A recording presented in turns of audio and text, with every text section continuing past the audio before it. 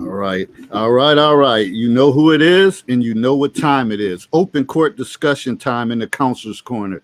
Streaming live on Facebook and YouTube. I am your host, David Lorenzo Glover, aka the Controversial Counselor. And joining me is my co host, Herb Lewis, the Big Bad Wolf. Also on the panel right now, we have Katie and we also have Daphne. And then I'm about to click in the other panel member. She can't. Hold on. All right. And now joining us, we also have Christine. So we're going to get into more introductions after I go through this introduction spill. So last Monday, we discussed cancel culture. Where do you stand? But tonight, we will be discussing the topic, can modern women have it all? Dealing with family, education, and career. They say a modern woman is one who can truly have it all: a successful career, a loving marriage, beautiful children, a gorgeous home, and a well traveled suitcase full of experiences from around the world. Now, that seems like a whole lot. Ladies might beg to differ, but that seems like a whole lot. With having all of that to balance out, it makes me wonder, where will the modern women fall short of? Because I'm thinking, like, with all that to do, it seems like it's going to be something lacking. Something's going to end up lacking out of those different areas that you're trying to have it all in. But that's just my take. Hopefully, she can maintain all areas. So please like and share this video. Also, subscribe to my YouTube channel, The Controversial Counselor. And get ready and buckle up for a dynamic conversation. So, man, oh man, the modern woman. We got some different hosts here. So I ain't gonna even really get into my normal spill. I'm gonna pass it on over to Herb, and then we're gonna go down the row, and then we're also gonna got some questions to deal with in regards to this subject matter. Thank you, my kind sir. A lot of people probably wonder how I came to this conclusion or wanted to ask this. The popular YouTuber, and I'm sure most people have heard of him by now, at least on this show, Kevin Samuels, and understandably so, says that modern women can't have it all, due to certain things. But I got to asking in my almighty wisdom, if they can, how can they? And of course, I search my friends list and we get people that contribute to the show. And I said, I know some women that actually have the family, the education, the career, and all the trappings that most modern women have. So I figured, why not ask them and bring them on and let them tell other women who are interested or want to know if it's possible, if they can do it. And so what we have before you are the panel you can see comprising myself, David, and the three other lovely ladies who will introduce themselves as we get into this Q&A, and hopefully by the time this is done, women that are truly interested in being able to be a wife, have a career and family, and as David said, a well-traveled suitcase can achieve that goal. So with that, I'll start off the Q&A session with this. What was the most difficult part of achieving what you have? And you can take that question. Either one of the ladies can take that question. The most difficult part was not scheduling, but finding the rhythm and the wherewithal to do multiple things. And sometimes doing all those things, you're forced into a situation to do all those things. I know for myself, I went through the death of my mother, a divorce. I was married, going to school at the same time, and raising 3 children. But it was all about timing and where my children were and prioritizing. I made sure I put my wants and needs on the back burner the first part of their lives so they could have their mom present in their lives. I homeschooled all 3 of my children. So I I sacrificed what I wanted to do. But in that same sense, I also practice my craft on them because I'm a school teacher. So I practice my craft on them by homeschooling them. So by the time they got to a certain age and were independent, they were 14, 15, 16 by the time I divorced their father. So my oldest one was able to drive his brothers to school and be independent. So it's all about timing and prioritizing. It's not about doing everything at one time. Currently now I'm remarried and finished my doctorate during a pandemic. So you can have all this and it's just about prioritizing and being able to understand. But what I did lack, and I just learned this about myself, these past 2 weeks of having off from school, I didn't have that relaxation time of just vegging on the couch. And it was the best recovery period for myself for doing all of that over a decade. So it doesn't come, it doesn't come automatically. It comes in stages and prioritizing what's of importance to you. Now travel is important to me because now my kids are all grown and graduated from college and grad school. So you have to do things in certain times and perspectives. Okay. Katie or Christine, you want to give your take on that question? Well, my take on it, the question was, what were the challenges? Is that what the question was? Okay. Challenges are So, difficult, yes. So Daphne kind of touched on it. The biggest challenge is balance. Because, I mean, if you have those mothering instincts, you're going to do whatever's necessary to make sure the kids have what they need.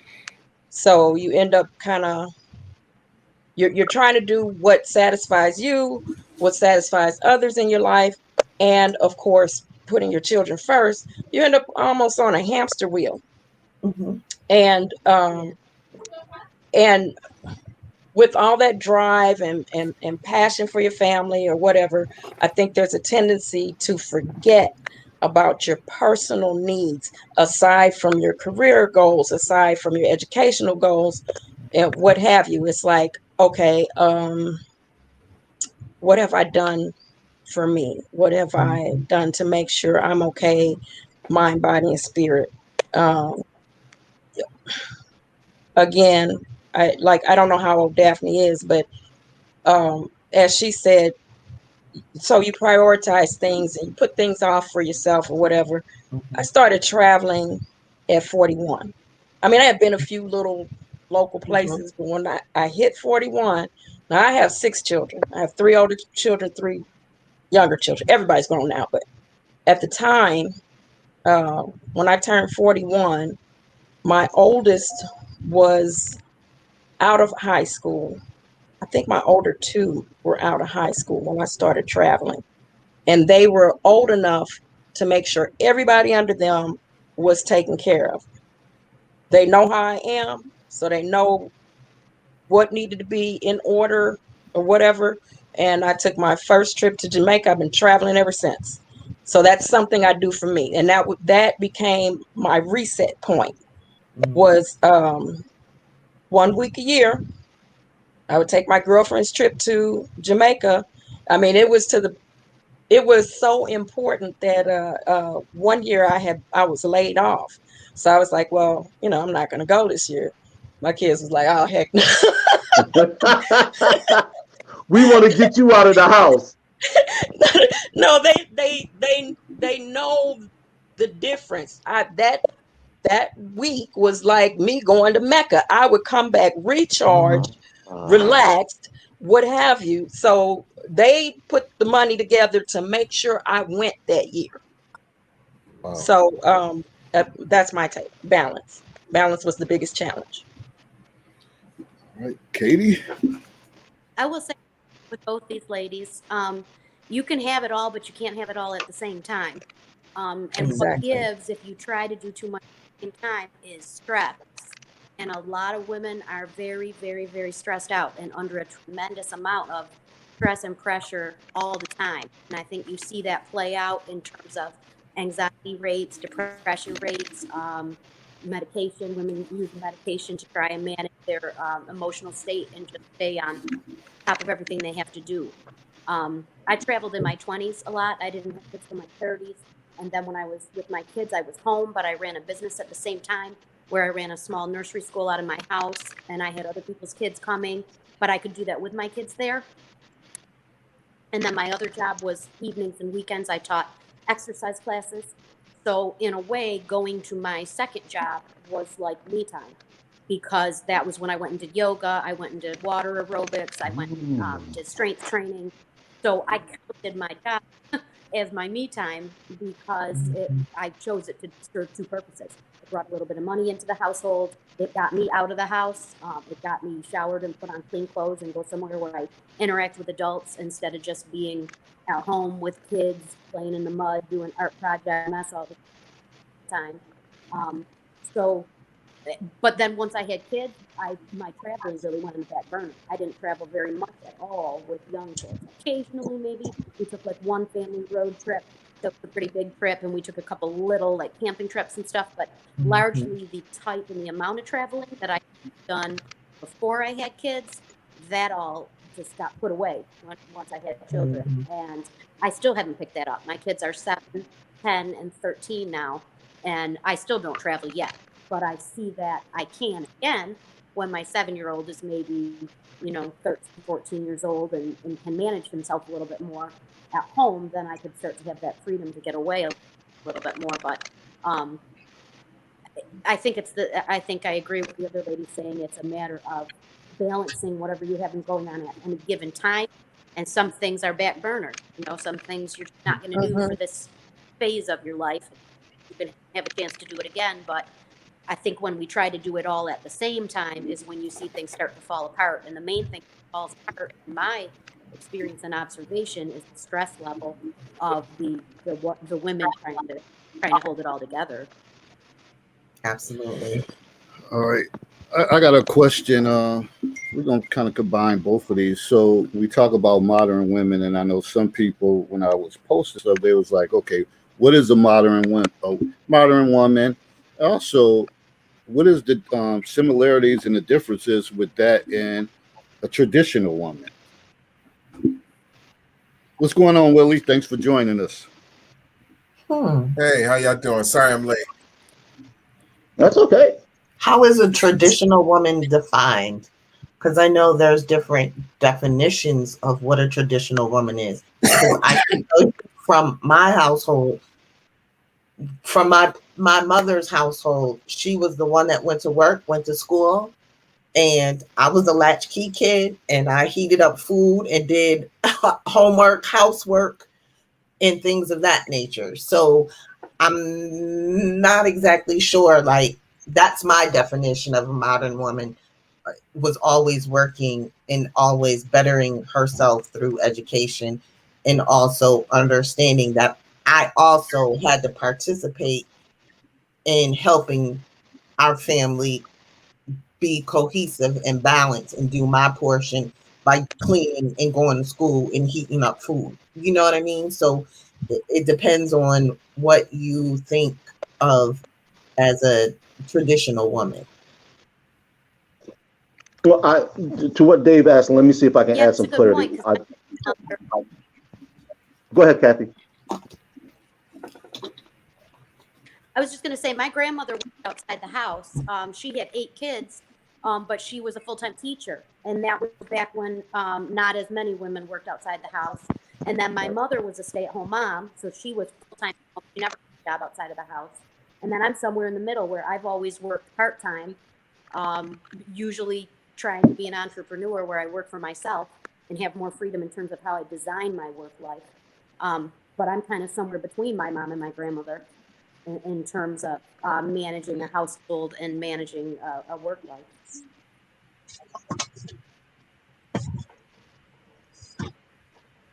Christine, if you want to take a crack at that. Oh, sure. So to me,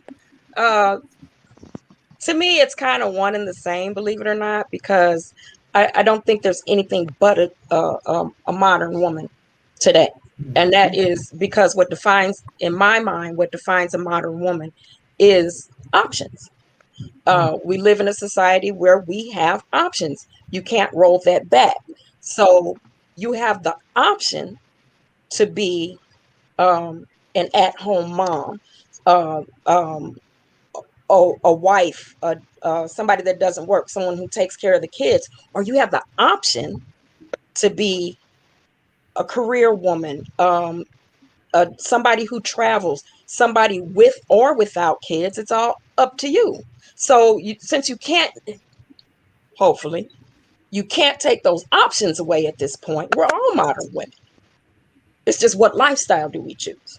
Do we want a more domestic lifestyle, or do we want a more career oriented lifestyle, or do we want to be an entrepreneur or a hybrid of all of that? So to me, we're all modern women. All right, well, let me follow that question up with this one.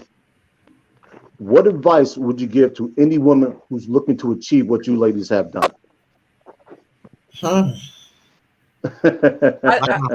going to start with what Kathy said, and Daphne hit on the same point. You can have it all. You just can't have it all at the same time.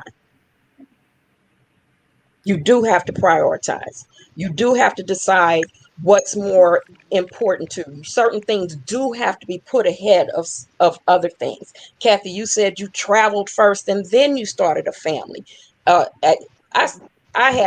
started having kids young. I was 19. But I got married, so I had a husband, kids, and after 3 kids, I ended up divorced. And so anyway, my point was, but I had the mindset, I want to do these things. So now I got 3 kids. What am I going to do? Oh, and I knew I wanted more kids. That was just me. I was never going to have a big family. So all of that had to figure in. When do I want to have these? When do I want to have? I always knew I wanted to have 6 kids. I have 6 kids. When do I want to have these other 6 kids? Well, I met somebody, and that's when I decided, okay, I want my 3 more kids. And then it wasn't until after then that I started going to school. And I won't say that I have a career per se. I just do what I do to work. Well, I'm not, to that, let me jump in here for a moment. I think a lot of people, they take a career, quote unquote, to mean that you have to have a degree and you have to be practiced in either medicine or any of the STEM fields. You have to be a teacher or something of that nature. And that's all fine and dandy. I never knock what an individual does to live. So if you've been in hospitality, and let's say you're management, that's a career. I don't think a lot of people give credence to the different type of jobs that this country offers and what you need to be successful. And in order to be successful in any endeavor, that particular job title has a set of skills that are required that you can only get by either A, going to school, or B, taking an apprentice program and then actually going into that field to practice what you learn. So when I hear people try and dismiss jobs as not having careers, I tell people, do you think a layperson can walk into that Not at all. and do that job? And if they can't, that's a career. Look, Willie, I know your wheels are spinning and you got some something you want to say. So what's going on? What you thinking about this whole subject matter?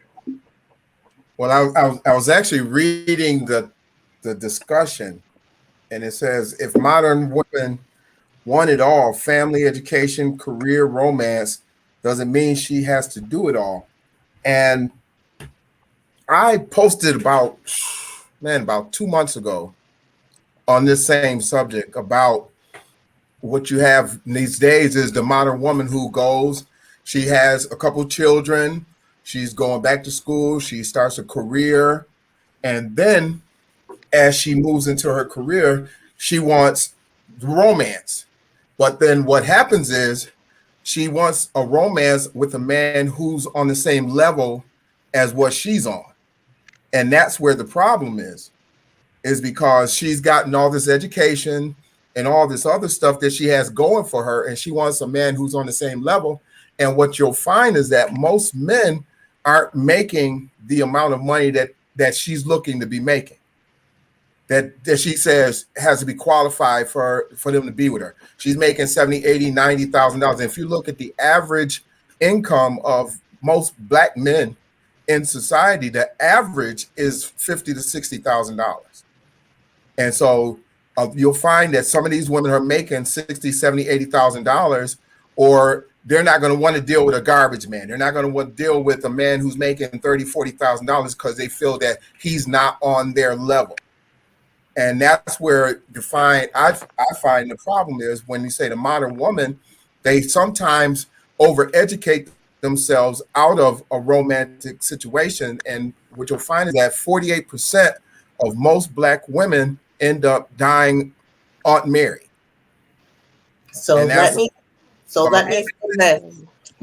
My current husband, I understood that his skill set in wheelhouse was totally different from my skill set in wheelhouse. Okay. We come from totally two different career paths. He works at GM and he's a home inspector and an entrepreneur. I am the more traditional type of person. I go to school. I sit my behind down, read a book, get a degree. Okay, what can I do with this? That's the type of person I am. So we come from totally two different worlds. And at the same time, we were both trying to achieve a goal, but it's about you and your partner coming together and sitting down to find that romantic time. Like we intentionally schedule, okay, Monday through Thursday, we're working our behinds off, we're studying, we're doing this, we're going here, we're going there, basketball, football games, this, that, and the other. Friday was our time to either go out to dinner, sit on the couch, order in and eat Netflix, or just do absolutely nothing and go to sleep because our week has been so exhausting and we're exhausted. So it depends on the woman and what she finds romantic to find that time, because he can give me a cupcake and I'm like, thank you. Oh my goodness. I love it. Thank you. I have a question for you. Were you two together when you started going to school, or how? Because you just said he was doing this and you were going to school. Were you already together? Well, he lived in New York City and I was here in Buffalo. So when I made my decision, I made sure he was the first one I told. And I told him. But you two were dating as you went back to school. I mean, you guys were dating. See, that's normally not the case for a modern woman, though. That's normally not the case for most modern women. They're normally family and career already going when they're, and then they look for a man after they've gotten the education, all those things is what I'm saying. Not your situation is differently because you grew with that. You two grew together. Right. And when I made the decision to go back to school, I made sure that I was intentional and cognizant that it would also affect him. So I told him, this is what I plan. I had a whole entire plan. Like he'll tell you, I'm like, I'm going back to school to get my master's. I need to do this because I don't want to be at this pay rate taking care of 3 children. So this is what I need to do in order to make this amount of money to ensure that my household is taken care of by me. And the first thing he said, he was like, why? Because he couldn't understand I'm in a skilled or specific field of education. So if I don't have my master's within 5 years, I can't move any further. But I felt that he was important enough to me to let him know what my game plan was. You know, to that, that's a very rare situation what you have though, because most, like you said, you two were basically together. Even though he was in another city, you two were already working and trying to figure out how you were going to grow together. What you normally find in most modern women is they do the children. They normally have gotten 1 or 2 kids prior to. They normally decide to go back and get an education, right? And they go and get an education, and then they get this job where they're making a certain amount of money. Then they go look for a man because during that time they don't normally have time because they're raising the kids, they're getting their education. And now they're at this point where they're making $60,000, $70,000, $80,000, and they say, "Now I want a man that's on my level." And see, now they've already got so set in their ways. You know what I mean? They've created certain attitudes, certain mindsets, certain things they want or they think they want, right? And so now they're looking for a man that's going to fit into that image. And most men aren't going to fit into that image because they've been in that 30, 40 years, or normally they're 30s and 40 years old people. So he's been living his life a certain type of way. She's been doing what she's been trying to do. And now she's trying to mold him into, and to fit into her world. And at the same time, he has to make a certain amount of money to fit into her type of world. Because she's not going to date that guy that's making 30, 40, like your husband, you said, he was working GM and he has a business, all those kind of things, entrepreneurship. So he was able to create opportunities to make resources, whereas most guys are working one job. You know what I mean? He's making $30,000, $40,000. She's not going to want to deal with him as a modern woman. She's not going to want that because that's not her mindset of what, I've gotten to this level. I'm not going to settle for this $40,000 man. And so what happens is they out-educate them. They educate themselves out of relationships. Christine, look like you got something on your mind. Looking at your facial expression.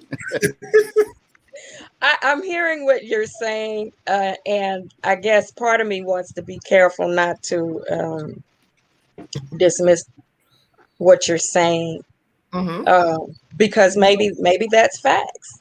Maybe that is the way a lot of women think. I just don't think that way. I'm looking more at a person's character. And my thing is, I'm going to ride hard for your goals and your dreams and your aspirations. And I want somebody that's willing to ride as hard for mine. So it's not about the dollar amount you make. As a matter of fact, maybe what you're interested in isn't even something that'll take you to that dollar amount. But if that's your passion and that's what you want to do, that's what I want to I want to be your biggest cheerleader. I want to be your fan. I want to be whatever kind of resource I can be to you, because I want to see your dreams come to fruition. At the same time, I want you to ride that hard for mine. And please, that's how I look. I don't look at like you need to be, clocking X amount of dollars in order to even look my direction. Well, some women are like that.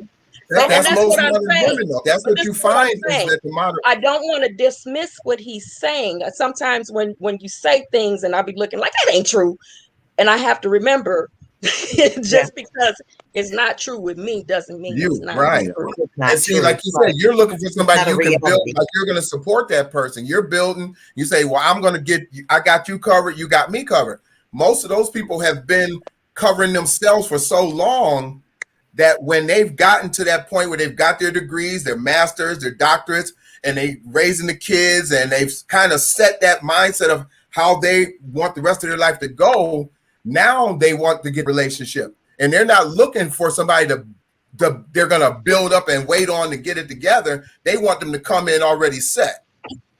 And that's where coming in set is nice, but everybody's not there. Everybody's not there. And even at that, I would be frank with you. Even if you come in and you are set, tell me you got some goals and dreams and aspirations. Tell me you're not done. What man? And I'm gonna ask you a question. What man, say $70,000, $80,000, $100,000 a year, which is what they're looking for, a man that's going to be on their level, is going to want to come into a relationship with a woman who's set in her ways with 2 or 3 kids? Very few. Well, Very Let few me when hold they on. can get a woman, Let me jump when in they here, can get a Willie, for a younger moment. woman who may I'm not not have trying as to. many kids. No, I'm asking the question. And a younger woman who doesn't have 2 or 3 and 4 kids, and the attitude that they're going to run into with that woman who thinks, I already got mine and I'm not, I'm not putting up with, whatever. Because of course he's going to come in with some things he's going to want her to do. You know what I mean? He still has his sort of what he pictures for a woman, or how he wants his woman to be. Just like she's picturing how she wants her man to be. Now, a lot of times the man is willing to make some adjustments, but a lot of times that modern woman isn't willing to make adjustments. And that's where the problem comes in. And he says, instead of dealing with this attitude and these 2 and 3 kids who run around here probably saying, you ain't my daddy, I can get me a younger chick who's going to be more conforming to and more cooperative because of who I am and because of what I have to offer. I have $100,000. She may be making 30, 40,000 and got a kid or 2, but she's going to be more willing to do the things she needs to do to make that relationship work. Whereas a modern woman who has all her stuff together already, she's not going to be as willing to make those changes and adjustments to comply to a man. Because again, she's not going to want to comply to a man. She's not going to want. I kind of have a theory. He may even want her to come home. He may even want her to come home and cook, and she might take that as an offense. She might take that as an offense. You know what I mean? He might want her to come home. He might want her to come home and cook and clean it, and have sex. She might take offense to that. She might take it because they've been so used to doing things the way they want to do them. Well, you have to understand too, it depends how they were raised. Because I know my husband, after dealing with 6th and 7th grade boys from MBK and summer school and all this other stuff, I make sure I come home and cook because he's worked just as hard as I've worked.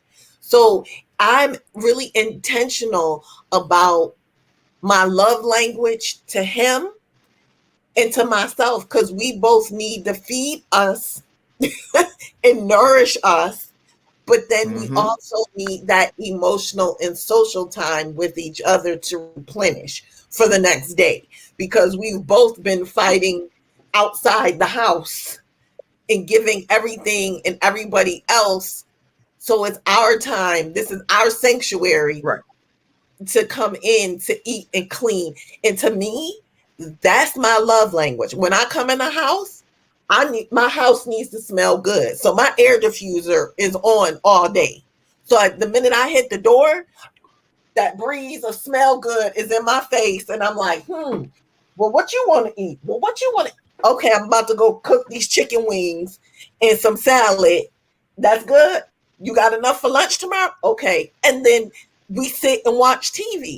But I think it comes with how you were raised, what your expectations are, and what your intentions are for your spouse or your significant other. Because I know I was raised to, as soon as I gave birth, I kid you not, my mom slapped a girdle on me. My mom was not playing. You need to have the house clean. You need to have this clean. You need to do this. You need to do this. And and I'm like, but you went to work and did this and I had to cook.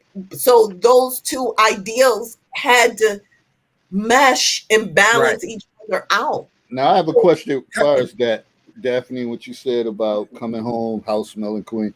How do you maintain that with 3 boys? Because we know boys' hygiene as teenagers ain't always up to par. So not not all, but a great deal of them, they just my 3 boys are now grown. There is only one more in my house because he went to Alfred.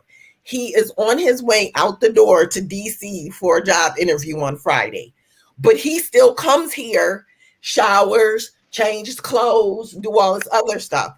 So with 3 boys, it was being divorced. It was that balance. I would get my kids on the weekends because I'm not a man. I don't know how to raise a man. You can go stay with your dad. I love you. But here are the rules of my house. When you come in from football practice, you come from the basement, your robe is hanging there, put your stuff in the washing machine, come upstairs and go get in the shower, dinner will be on the table. But you have to set those rules and standards first of all. And I'm not going to say it was easy to allow my children to go live with their father, because it wasn't. But I had to put their emotions first and understand that they loved us both. They just didn't love me. And I taught them everything they needed to know up until 12 or 13. I'm not a man. I don't know what to do. I don't. And I'm an only child and a girl. I don't know what to do. I'll see y'all on the weekend. I got a question for you.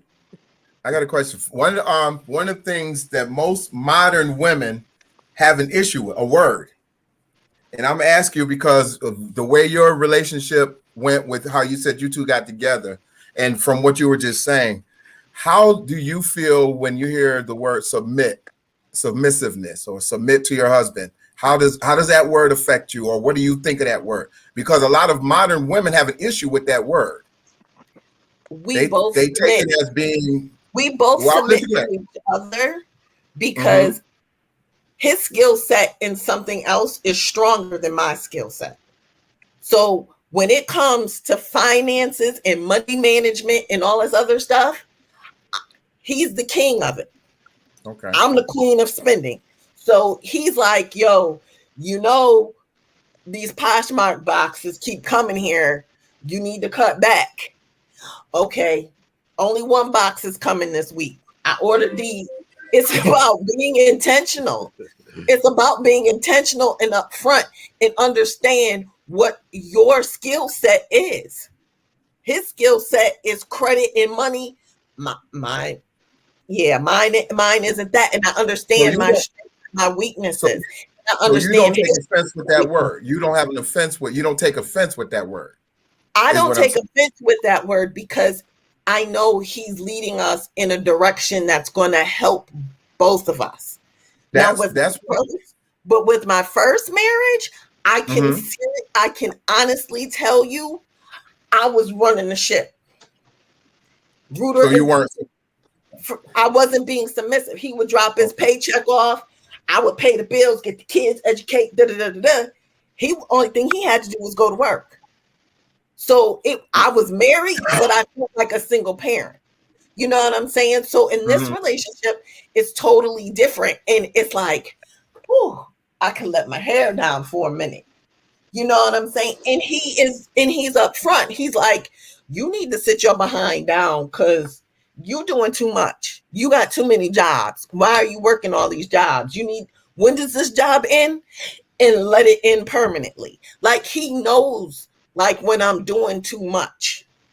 I don't know that. I don't have that cutoff. He sees what you don't see. Yes. And I appreciate he sees what you don't see. Right. And that's why you two you're collaborating, you match together. But what you find with most modern women is that they're not willing to allow that man to do those things. What you say your husband does, he can see and give you his opinion on what he thinks you need to do. And what most modern women say is, well, you're not gonna tell me what to do, even though they know they burning out and they working, over and doing all these things that's detrimental to the family, because he's telling them, hey, well, you need to cut that job back, or maybe not as working many hours. She looks at it as him trying to control her situation versus him looking out for her best interests. Well, and so that's, like I said, again, that's what you have with modern women, huh? I think it's a trust issue between men and women. And when you've been doing things on your own so long, that's what happens. You're not willing to give up and let someone else. You know what I mean? You've been so used to doing everything yourself. You kind of have that resentment about allowing anybody else to take any real control in your situation. But you have to understand yourself first. And I understood myself first. And I had to tell my husband, listen, there's some things I have to unlearn. I need you to be patient with me, to give me time to unlearn some things. Because in another post, we were talking about being vulnerable and being womanly and feminine. I had 3 boys. There was nothing feminine except my nail polish and lipstick. I had on a baseball hat, coveralls, and let's go. And that was it. So now I have this sense of freedom where I can be girly or feminine. One, because my children are grown and independent. Number 2, I have that freedom and trust and that safety. The environment is safe for me to do that in. It's not that I have that luxury all the time, because there's certain things in life that just comes up where you just got to say it with your chest and be like, okay, this is what we got to do. Let's go. You know what I'm saying? But there are moments and times where I am able to have that freedom in that environment to express that. Now, I want to get Katie's opinion on this, because I know she has something to say. Yeah. I know it.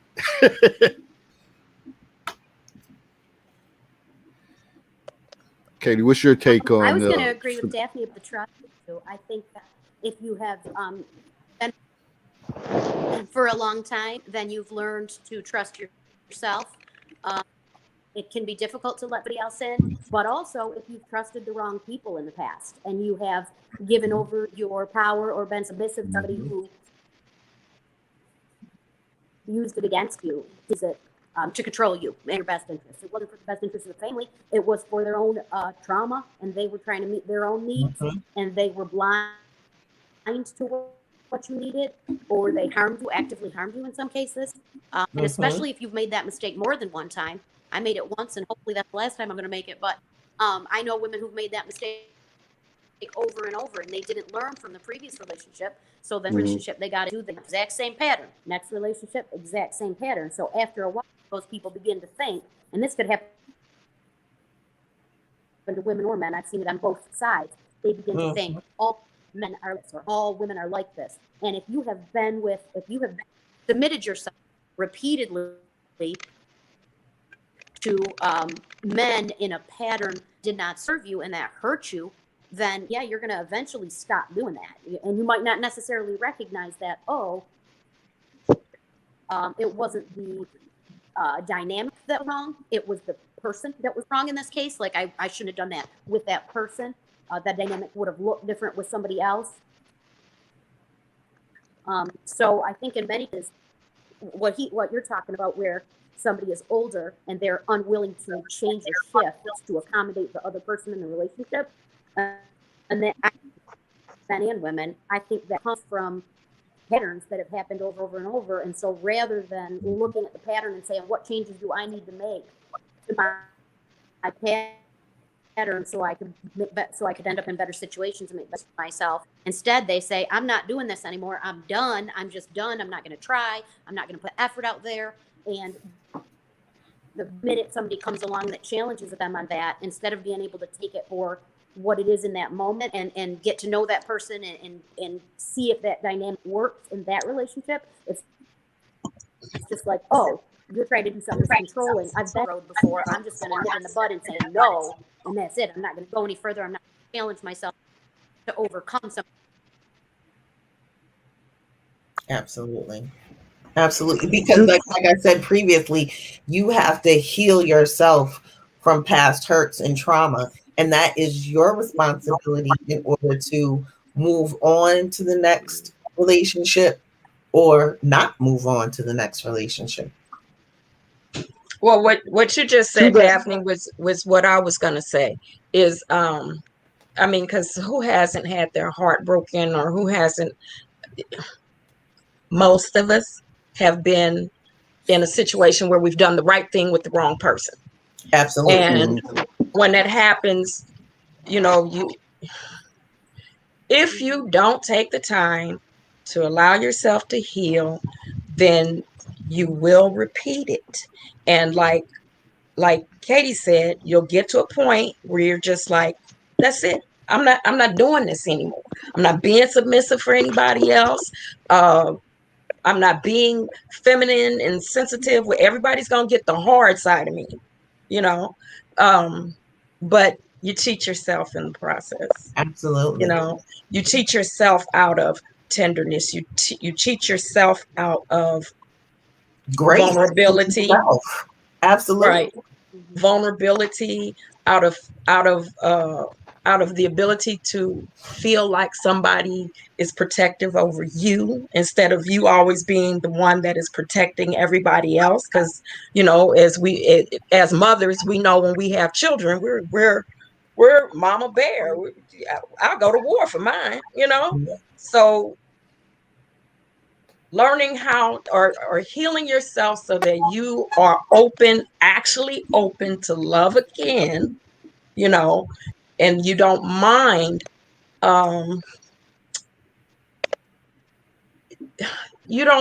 being that soft person, being submissive, and you do have to be careful because for some men, being submissive means, yes, that's exactly what they want to do: control you, play games with you, but I don't know, you just have to heal yourself and then learn from your mistakes to be open to see what's what and not get yourself involved in the same situation. To that, let me jump in here for a moment and let me ask this question for the ladies. And Lakia, you can also jump in here and address this too. Who was your biggest supporter and who was your worst supporter and why?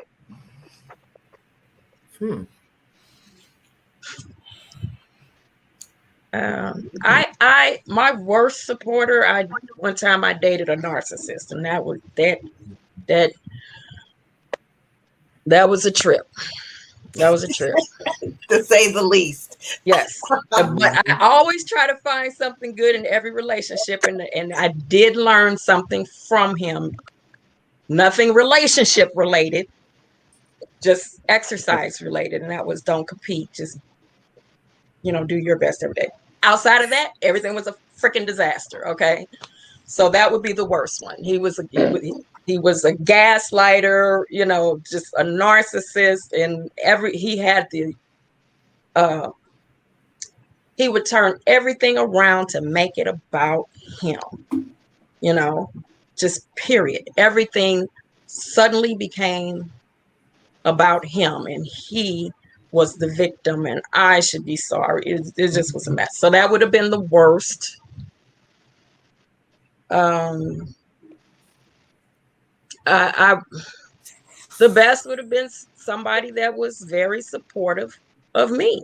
They were very not supportive of me where they denied themselves, but they believed in me, and that's what they displayed in me, that they believed in me. So that would have been the best.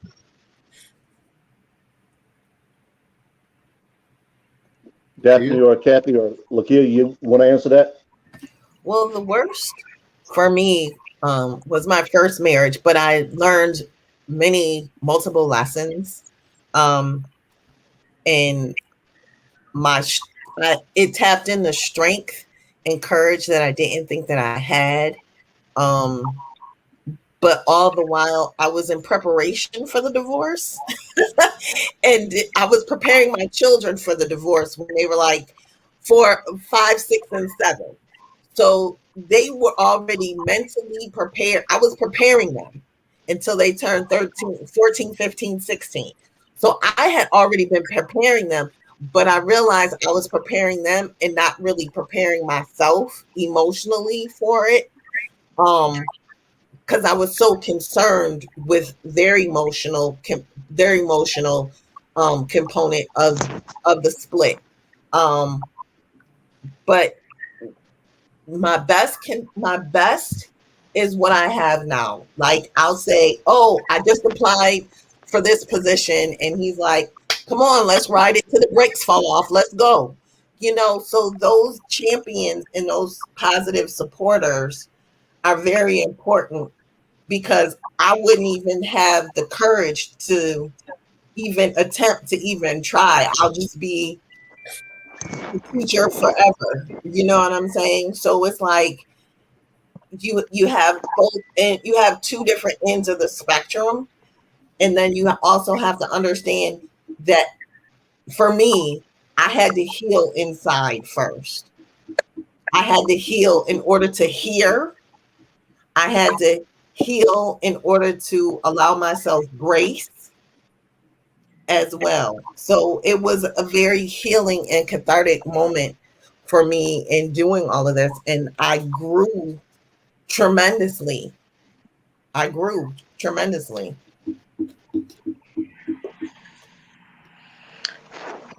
How's everybody doing? I'll chime in. I've been enjoying listening to all you ladies and guys, and I know I'm gonna go back a little bit, but my worst and my best. My worst was my ex-husband, and he knows this. But we're good now. We're well. My best was my children. My children's always been my biggest motivators, because they just have been. They're always pushing me to they show me they appreciate what I've done, and being as a parent, being a modern career woman. They just been like just supportive 110%. So my kids have been my biggest, my best, motivator. My one thing I wanted to talk about when you talk about modern women, I just want to share a couple of things I heard everybody say. And I heard Will say a couple of things. Being, like I said, being a career woman, I had to make a choice. Can we do it all? We've learned. I speak for myself. I know I learned scarcity in economics, and something's going to lose. Something's going to, it's like, you learn about scarcity and, trying to make time for everything, but you're not. Something's going to miss out. Something's going to miss that time. Something's going to miss, trying to do everything. So I've learned that I can't do everything. So I had to make a choice with myself. I had to decide if I can really be in a relationship right now or not. And the truth is I really can't, even though I want to be.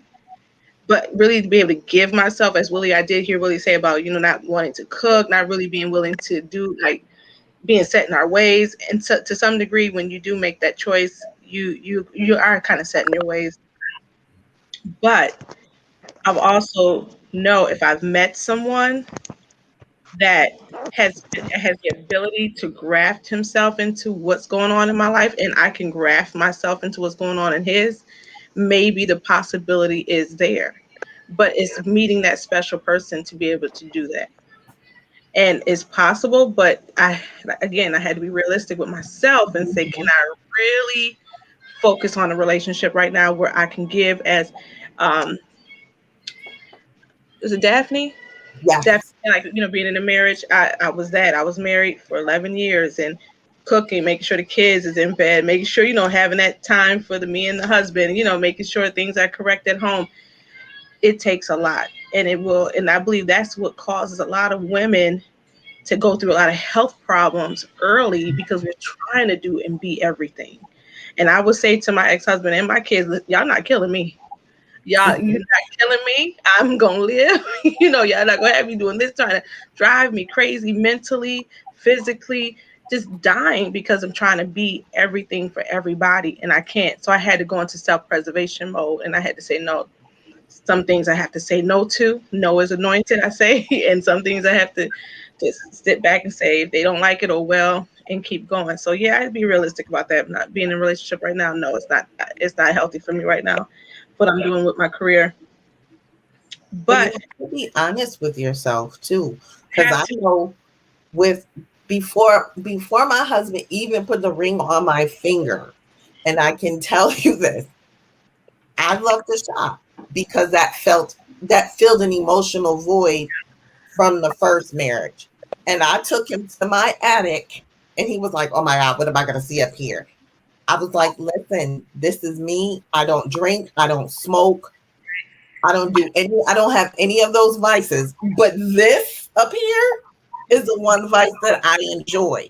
However, I also identified it with not feeling emotionally connected or secure.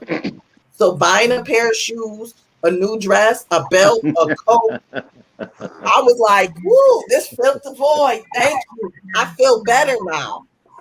Not realizing the collection of stuff that I had collected in the attic. But I had to be honest with him before he put that ring on my finger. Like, this is all emotional up here.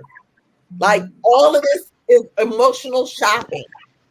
And I can tell you, when I don't feel emotionally connected or we're not grounded, I'm going to go get me a pair of shoes. I'm going to go get me a dress to make me feel better. But now that I'm older, I'm like, something got to change. Something has to change. No, mine is eating. Eating is my emotional. I'll But eat I up had to be something all honest. day. Stay in the refrigerator, kitchen all day. But I had to be honest with him because I didn't want him to walk into something blindly and not know who I really was.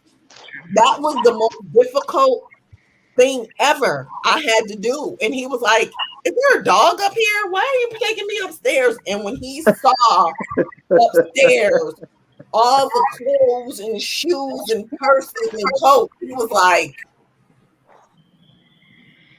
okay. He took it in. Like he was like shocked, but he took it in. He was like, is that it? Okay.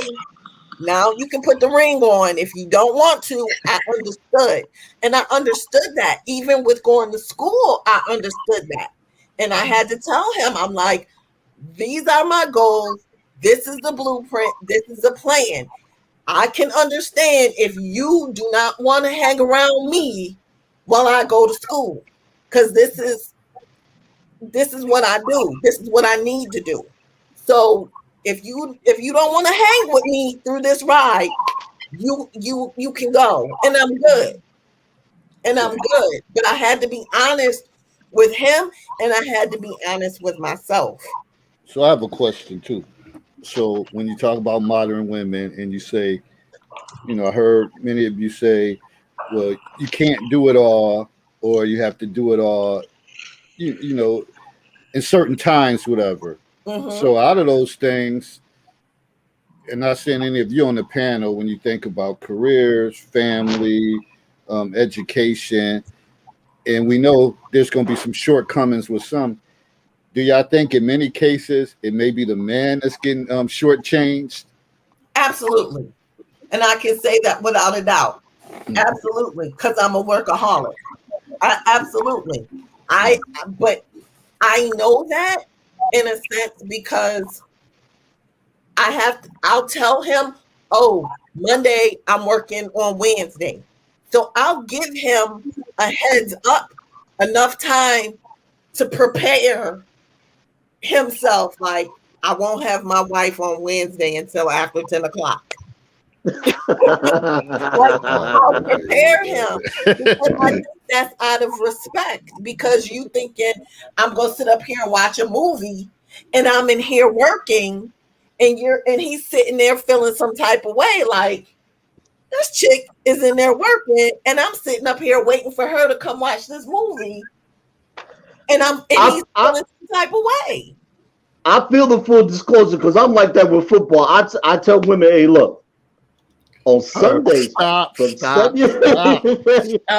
available. And I hear you, because now this football season is totally different, because last football season I was in school. So you can watch football from 9 o'clock in the morning to 11 o'clock at night because I was in my books. This year is different, and I'll let you know, but I'm not sure what it's going to be yet. So it's going to be totally different because I was already preoccupied with something. So it was good that he was already preoccupied with something. So this year, I don't have nothing to be preoccupied with. So now I'm like, you have to listen to Herb's perspective on this, because I don't know. Go ahead, Herb. What happens from September to February? it's football. But that's what the thing is. Sundays I'm glued to the TV. No, That's it has nothing to be new. some kind of flexibility because they are now DVRs. There is none. They are now. Okay, let me. There's We are in a This is- game this- like that, for real. This is the flexibility. This is the flexibility. You find I something to don't drink. I'm not in the bars. I'm a hardworking, community dedicated man. If I don't get my sports, you don't get what you want. So it's either I get my Sundays or you get nothing. from September to February, or we don't get anything. I'll go my way. That's all I ask for. I think that's just real common. That's Yeah. It's real common among men. It's not a big. I think In my leaving something opinion, out. I it think is he leaving not a something big out. deal. It is not a big deal. It's like either I'm gonna sit down and I'm gonna watch these sports with you, or I'm gonna find Right. something else to do.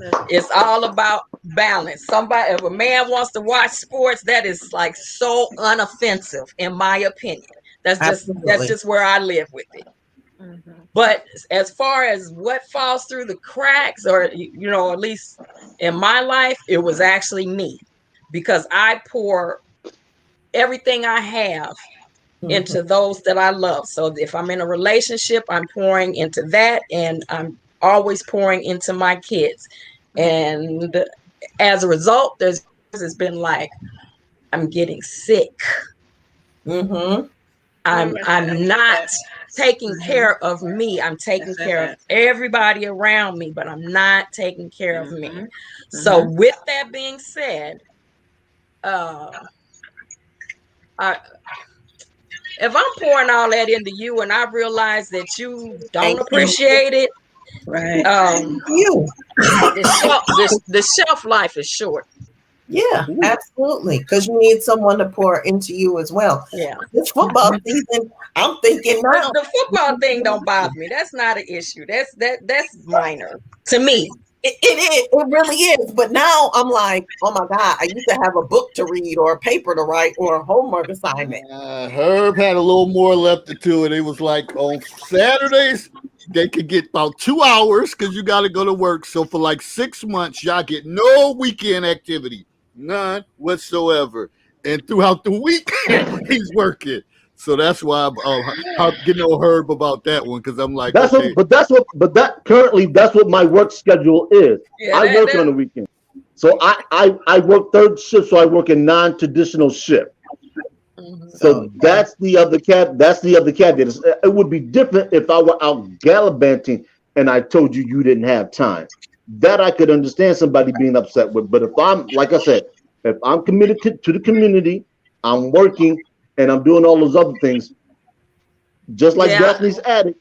I'm gonna bring you your sandwich while you watch it. We're gonna have to do something, because that's about 5 or 6 months. I'm gonna bring you your sandwich while you watching the game. There's a question that came in from the chat that I think is an excellent question, and I'll read that. It comes from Breeding Hips. She says, to the ladies, looking back, would you do it all over again? If not, what would you do differently? Well, that's another thing that I did want to mention, because I think I did hear somebody say something that triggered that thought. Would I do it again? And the thought is that we get set in our ways because we've been scarred by previous relationships. And so thinking the way that I did things before, I definitely would do things differently. And I wish I was as wiser,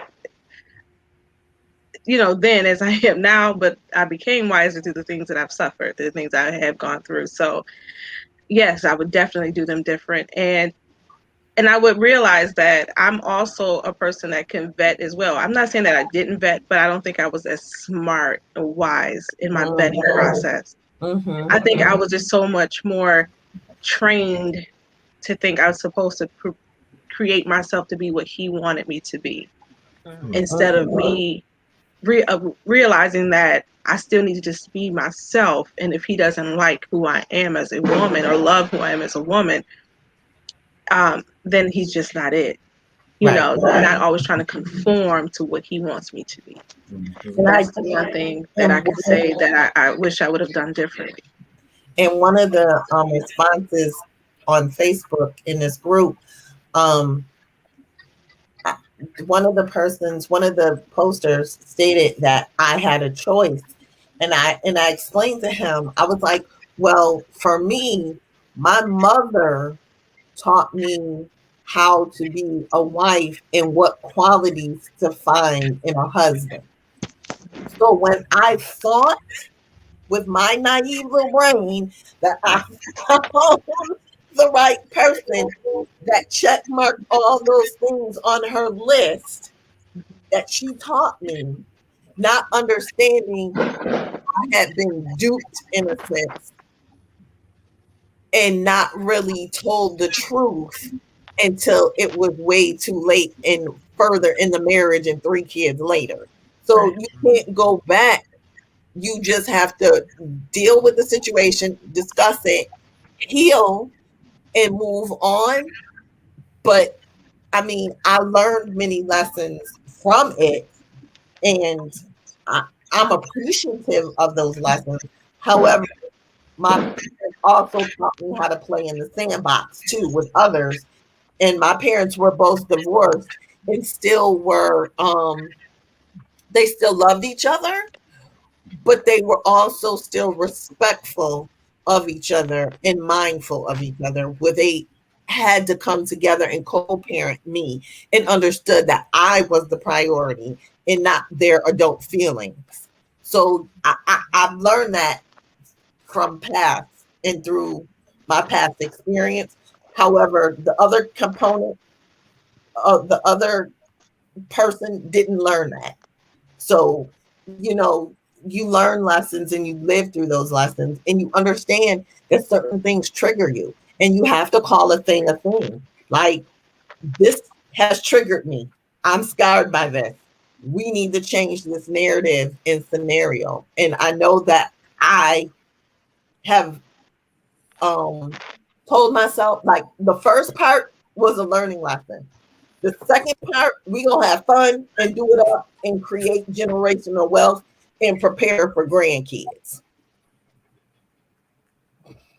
And you know, I think that element and what you ladies have demonstrated is, even though you have endured divorce, all of you ladies, you have still managed to be able to keep your eyes on the ultimate goal. And that's something we always talk about on the show, is that the kids, whatever issue and problems that the adults have, take that and put that on the back burner and focus on the kids, because ultimately they are going to be whatever you put into them. If you put nothing into them, that's what they're going to be. So often we hear about this, particularly in the Native Black American community or the African American community, that these kids aren't achieving. And the question inevitably comes to what did the parents put into them? If the parents didn't put anything into them, then why should we expect anything out of them? You know, this is one of the reasons why I thought this was such a an important thing, is because we hear the term delayed gratification, but I don't think we really understand what that means. And it's like Lakia and Kathy was saying, and everybody has actually said it, it comes in stages. And if you don't have the ability to defer and put certain things ahead, then anything you want will never come to the surface. It's, everything starts with a foundation, and you ladies chose the foundation of marriage to build upon. Even though that didn't work, you were still able to take that and build upon it. And the kids ultimately will be the manifestation of what you talked about. The kids often talked about her son being in the military. You're talking about your son going to Alfred. I know what Kathy's doing with her kids and what Christina's done with her kids. This is just evidence that with the right mindset, that what you want to achieve is achievable. And that was one of the questions I had that was answered. The advice that you would give to any lady following behind you that's 20 years older, because everybody here, I believe, is at least 40 years of age or older. The young women coming out of high school who have so many more options, as Kathy said, what do you choose to do first and why? And I think a lot of that is never asked.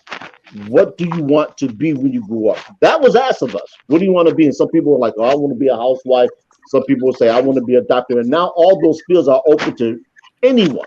So that becomes endemic upon the parents and people who come in contact with kids often enough. Because I know when I come in contact with the kids that are younger, I'm always telling them, hey, look, this is temporary. Mm-hmm. This basketball, school, this is temporary. You're in the 6th grade. It's only going to last for 40 weeks. 7th grade, 8th, 9th, 10th, 11th. When you get out of high school, that's when things become more permanent. Well, you have to understand too, My oldest son just graduated from Johns Hopkins with his master's, and he and I were having a conversation, and he stated, "I thought I let you down," and I'm looking at him like, no, you are a black man with an advanced degree at 24, but he in his earlier years, I thought I was pouring into him that education comes first. Now that he's 24 and we're having these conversations, he thought that he's supposed to make it to the NFL. And I'm like, that's a minuscule amount of people that Yeah, are it really is. NFL. I was like, you're 24 years old. You could be in sports medicine and still be a part of the NFL, but in a different capacity. Like In a more lasting capacity. exactly. But Yes. he's in tears because he thought that he disappointed me. And I'm like, no, you can do other things in a different capacity than injuring your body. You can heal somebody else's body and still understand and work out with them and give them techniques on how to repair their body. And he's a junior, and all my children were junior Olympian swimmers. So, you have to understand you have to be aware that other people are feeding into your child's ear Yes. Yes. when you don't think they are. And that's a last. Oh, she cut out. Oh, she froze. Oh, yeah, I think If I you're could, gonna pause if I could jump in real quick, I know since you froze. You can't be She's back. back. Yeah, you can't do that. St. John University, Alfred, John Hopkins, Oberlin. Like, I didn't have to come out of pocket. Oh, even better. Right. But If I I'm could jump in. that I already know. No, if I could jump in real quick, it's funny. I just was having this conversation with my three daughters. I have 3 girls, 3 boys. I have the son he graduated college, then went into the Air Force, and then I have my 2 daughters in college right now. So my son went to Alfred U first. So yeah, I used to drive him up to Alfred U for 1 year. Then he transferred to HBCU college. But anyway, we were just talking about that and what I've been sharing with my daughters, of course, and my boys. Definitely get that education first. Definitely wait to have children, until you finish with your education. And I'm always praying to break that generational curse, because every woman in my family, I think I was the last one, by the grace of God, had a child at the age of 16. Every woman. Okay, so me and my cousin Helen, I think after me, none at this age of, they all were like older, but we were praying against that. Like, no, we want you to get an education, be successful, meet your potential husband while in college or high school, or sometimes you have high school sweethearts and you been together all these years and still together. I want them to have that experience, because I didn't have that opportunity to have that experience myself. So I've always tried to create a different atmosphere for them, not to also, and then also, like you said, have that plan B. My kids do sports, basketball, Jalen's football, boys and girls basketball, cheerleading, all of that. But what's your plan B if that's, if you don't make it to the NFL or NBA or whatever? You may, think that in a actor or a comedian, because, Herb, I think, Ephraim's a comedian. He thinks he is anyway, but he makes me laugh. So that's my fifth oldest. Anyway, what's your plan B? What's going to be what you're going to enjoy doing in life? And sometimes you don't know, even when you get to college, you just still don't know, because there's so many different types of careers you can go into that they've never even been exposed to. And I'm so grateful how the high school, and I'm not going to change the subject, but my daughter is now OSHA certified in high school.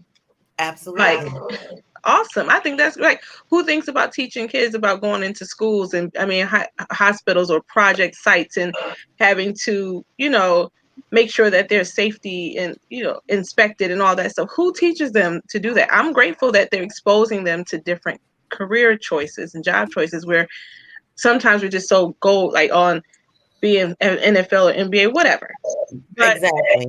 There's I- other I- options and opportunities. There's so many options out there. What you doing? Like, so my daughter's in there for law, and my other daughter, she doesn't know what she wants to be yet, but she's playing basketball, so she has a full ride. Thank you.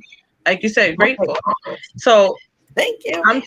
I'm teaching them to wait as much as you can. It's, you know, I know you want to jump in and be all lovey-dovey, and sometimes, and I heard you say earlier, Will, about younger women maybe being more flexible. Honestly, no, my daughter's 21 and I'm talking to her and she ain't that flexible. That's a tough chick. She's not like, the age I said though either. but I'm saying she's 21. What age are you talking? Yeah. When I say younger, when I'm talking about a 40 to 50-year-old man, he's not going for a 21-year-old girl. He's normally looking for someone in their late 20s or early 30s. He's not looking for a 21-year-old girl. So this 40, 50-year-old man looking for a woman in her, what did you say? Mid- In her 30s. in her 30s. Normally in their 30s. No, that's not normal. I'm gonna be honest with you. Because, I honestly don't think it's normal either, because most Yeah. men, 40 Why to is it 50-year-old, already have Well, hold on. a lot What of them. what I would shouldn't tell say the most, ladies on the but a lot of hold them. on, hold on. What I would tell the ladies is this: go look at the average age of the first birth of women in this country, and you'll understand what Willie's talking about. I understand because my dad was 40 something with 4 kids already, and my mom was like 25. So that's what I'm saying. I was 24. They normally And my 15, ex-husband was 10 to 15 years 42. younger. 10 to 15 I- years younger. I guess I'm just blind to that world, because my father would have blown somebody up if they came at me and they were 40 or 50. And even if I was in my late 20s, trust me, my But father would not have allowed anybody near me. But that's the shifting dynamics of dating, and that's something we've often touched on the show. Is that what our men, parents did isn't applicable to now. It holds no weight. It's applicable in my and house. Trust me. there's actually women who do Absolutely. the same thing as well. There's actually women. As a matter of fact, I was talking to a lady. She and I sat and we were talking. We ran into each other in Niagara Falls Park. We were just talking, sitting on the bench talking, and that's what she said. She was, I think she was 50, and she said she doesn't date anybody over the age of 38. oh wow, she went down. See, Yeah. Yeah, see, I don't want to have. She doesn't date anybody over 38. And Okay. and Well, that's what she said. and even that, my we had a take on that. conversation about relationships and stuff. And both of us being older, you know, I'll be 59 tomorrow. Y'all wish me happy birthday. I'll be 59 tomorrow. Hey, really? So we were just, you know, we were just talking, and when she said how old she was, she said she was 50, I want to say 54 or 55, somewhere around there. And she said, I don't date men over 38 years old. And I was like, really? But because it was surprising, because normally men say that. You know, I'm looking for a woman between the age of 35 and 45. And I found, which was really weird when she said it, when I was 50, my wife was like 30. I would say like younger than that, 20. I was out. You sure? Because I remember when I ran into y'all, we were like in our 20s, I thought. No, my wife went no 20s. Be quiet. Oh, okay. wow. My wife was in her 30s. And my mom would not. My mom in her 40s was dating men 60 and 65. She wouldn't go down. Right, but you know, the thing is, my mom wouldn't go down. Like, and my mom was like in her 40s and 50s. She would date someone who was like 60, 65. Right. I've never wanted nobody that much older than me. Right. The oldest I've ever dated was somebody 13 years older than me, and I was probably in my late 30s at the time, and that would have been the second worst relationship I was in. Yeah. It's no, not true. So okay. I'm 57. Okay. My oldest child is 38. My son, my firstborn, is 38. Mm-hmm. I have men that try to talk to me as young as 35. Mm-hmm. And all I could think is I do not want to have 35-year-old conversation. Please get away from me. Okay. It's just me. It's just me.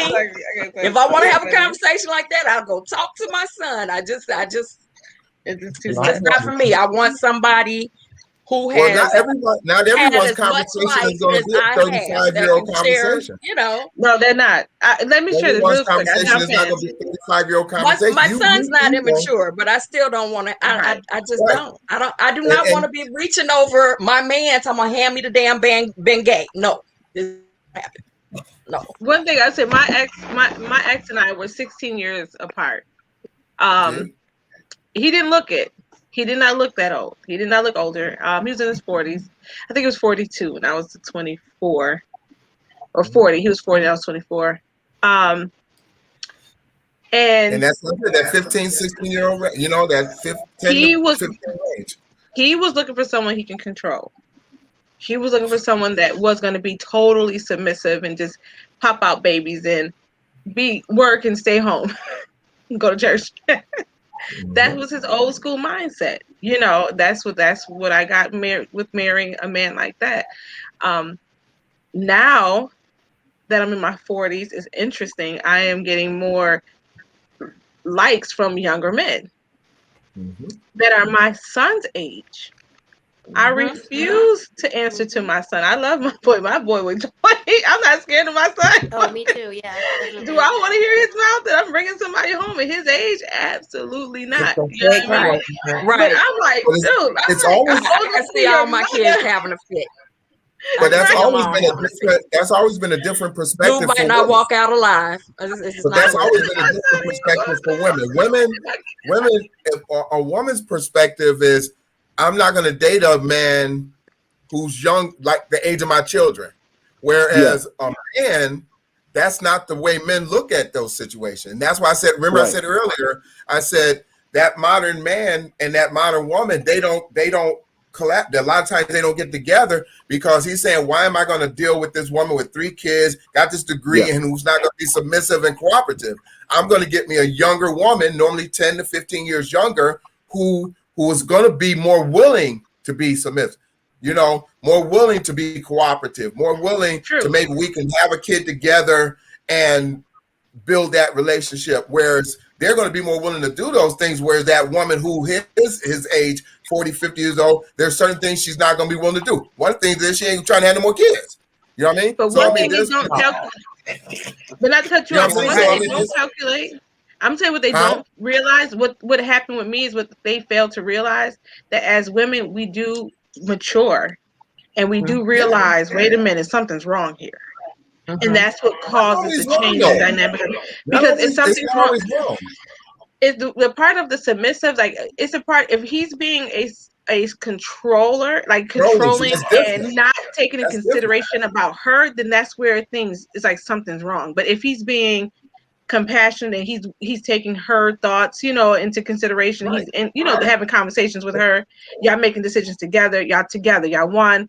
But if it's like he's just trying to be the head of it all and you got to be submissive to him, and no, something's wrong here. You know, and that's when it causes that friction. You're looking at it as somebody who's looking for a younger person to control.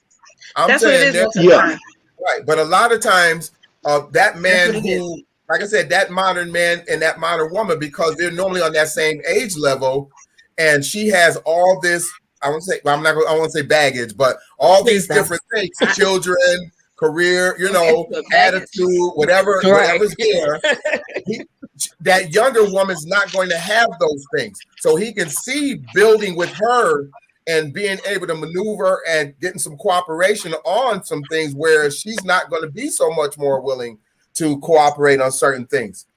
And so for that instance, like I said, you'll see, like even myself, I meet women who are my age. Like I said, I'll be 59. I had to stop and think about it sometime. I'll be 59 tomorrow. I'm not trying to date nobody 59. No, them what are you trying to say? Why is that? Because I met someone and see. Them Thundercats is wild. Don't let them fool you. I'm telling you. They can fool me all they want to. Okay. That's What's wrong with ain't a going woman? for it. What's wrong with a I'm 59? telling Ain't nothing you. wrong with no 59-year-old woman. They beautiful Yes, it and is. sexy and, Yes, it is. and ready and just as I've much as already we I've women. already come to the conclusion they have to be at least 10 to 15 years younger than me. Oh, dude, I'll you maybe are say the rest so of my missed life. out. But You are so I'm, missed I'm, Hey, out. I'm, he's I'm just telling telling you. y'all what his preference is. So And that's my preference. And that's why I said I've tried dating women, but what I find is that whatever reason, every time I meet somebody who I really connect with, they're normally like 45 to 48 years old, which is really weird. I started thinking about, I said, man, every person who I've connected with was in that range. But when I've tried to talk to people who are closer to my age, again, well, I don't do this, I don't do that. And you know me, Lakia, you know I'm active. I run track, I do all these different things. And of course, I'm saying let's work out, you know. So I mean, they're not going to do. They don't, a lot of them not trying to do those things. Hey, You know, so they're not they ain't trying to die. See, exactly. I believe I want a fit woman. I want a woman who not talking about she just had knee replacement and hip surgery. Wait a minute. You know I beg to differ on that, but you cannot go there because you know what It's you've been coming through for with your all body. of them. Don't you dare try to go there. It's That is coming. so hypocritical on that It's coming. answer. now, see that's your take on things. Well, you got to give her the Denise Austin workout. She can still be fit, but she ain't got to run up 50 million steps. Not. Hey, You most older women are not trying to be fit, and that's one of the other issues. that's not true. That's one of the That's other issues. Is that That's most? mentally I didn't say fit, but I don't all. I said most. There's Most a lot of women pot are not belly men trying out to be there fit. now. A lot of pot Huh? belly men. There's a And lot there of are. pot belly And men there out are. there. And I didn't say. I didn't say all. I didn't say all. Pot belly. But all I can do is speak for me. All I can do is speak for me. And Lakia, you know me. You know me. So I mean, for me, I need somebody who's fit, who's active, who's cooperative, who's willing to communicate and build a relationship. And a lot of times, women who I meet who are close to my age, they're not willing to do those things. So I find that when I meet, What is this delayed? Delayed laughter, her. They women there that's fit. huh? BGS Embor said most black women are not trying to be fit. That's not true. Exactly. That's They're not not. Hey, hold on, wait a minute, hold on. And he didn't say all. He Just, said hey, most. hold on, wait a minute, hold on. Just so you guys are aware, you're calling on a heavyweight when you mention that man's name. Just so you are aware, you're What you calling on meant- a what you heavyweight. meant- So I don't know what if do you you- want that man to bring the bear the what you talking information about? that You he can. heard? No, BGS. BGS. That man, hey, that man got some information. I'm just letting you know. You're calling on what I like to call, who I like to affectionately reference as the Black Aristotle. So just be careful Black bringing on Aristotle. Superman cake. This is a big Can issue. he be honest and saying I'm gonna put it like with this. a lot of women. And But you I'm find not sure. I'm not One sure person about. at a time is a lot of I'm not chaos. sure how many. I don't have the numbers to tell you how many black women are trying to be fit or not. I just know in my The numbers are out there. We haven't brought them I to don't bear know here. them. I'm not disputing them. Please understand. No, I'm no, not no, no. disputing them. I'm No. saying in my circles, in the circles that I move about in, the majority of the women that I know, and they're roughly in my age range, give or take 10 years, whatever. But we're health conscious. Yes. We might not be perfect. We might not be there. We ain't running miles, maybe. You know what I'm saying? Okay. But we're diet conscious, and I don't mean About fad to and drop the stuff like stats that. on y'all. Nah, I don't mean Here fad they and stuff come. like that. I'm talking about health conscious, 68%. making changes in our diet, making changes in the men in our lives' diets, which I've always been big on. That I'm cooking your food, you're gonna eat healthy. You might be mad. It's not so much healthy. I'm gonna give you a thing though. One of the To me, problems healthy is the most important thing. I had a discussion the other day because I was saying I didn't realize that vegans and vegetarians could be so big. And the reason Because why I if said I'm that done is with because you if you look because at how I many started vegans and and I'm vegetarians Because are they're overweight, That's vegetarians after instead the of fact. That's vegetarians. after the fact. and the thing is, it's not so No, much it's eating not after right. the fact. Listen, They're it's not eating. so much the He's fact of right. eating right. They're It's eating. the They're not portions. eating. It's the They're not portions eating of what they're eating meat is or what's whatever, wrong. but that doesn't mean they're eating Were healthy they just always because they're vegan or vegans? Were they always vegans, or did they told like you need to let go of the meat, and then that's when they started? That's the difference. Well, I think to this, let me put this out there. To what's being said about the weight of black women is that I can't remember the name of the school right now. They canceled all their sports, and they implemented weight programs for their incoming freshmen because they realized that it was an issue with the weight regarding the freshman class that were incoming. It was not Howard, Spelman. Spelman canceled all their extracurricular sports teams and implemented health classes and things of that nature for their incoming freshmen because they realized that black women were starting to be overweight. So this is something that happens earlier in life, and they carry it with them into their adulthood, into their later years. And because it's harder for a lot of women when they get older to lose weight, that if they don't get a handle on it in their early 20s and they start to have kids, it only compounds things. So that's where that stems from. It's just not black women, period. It's the unhealthy diets that they have coming in there. So to vegans being overweight, vegans are overweight because their food is heavily calorie laden, not because they eat too much. The food is full of calories and they don't work out. So what happens naturally is when you ingest too many calories, you're not burning them off. The body stores it as fat. Gotcha. And Because I was wondering the same thing, Willie. I'm like, you lying. You eating a burger somewhere.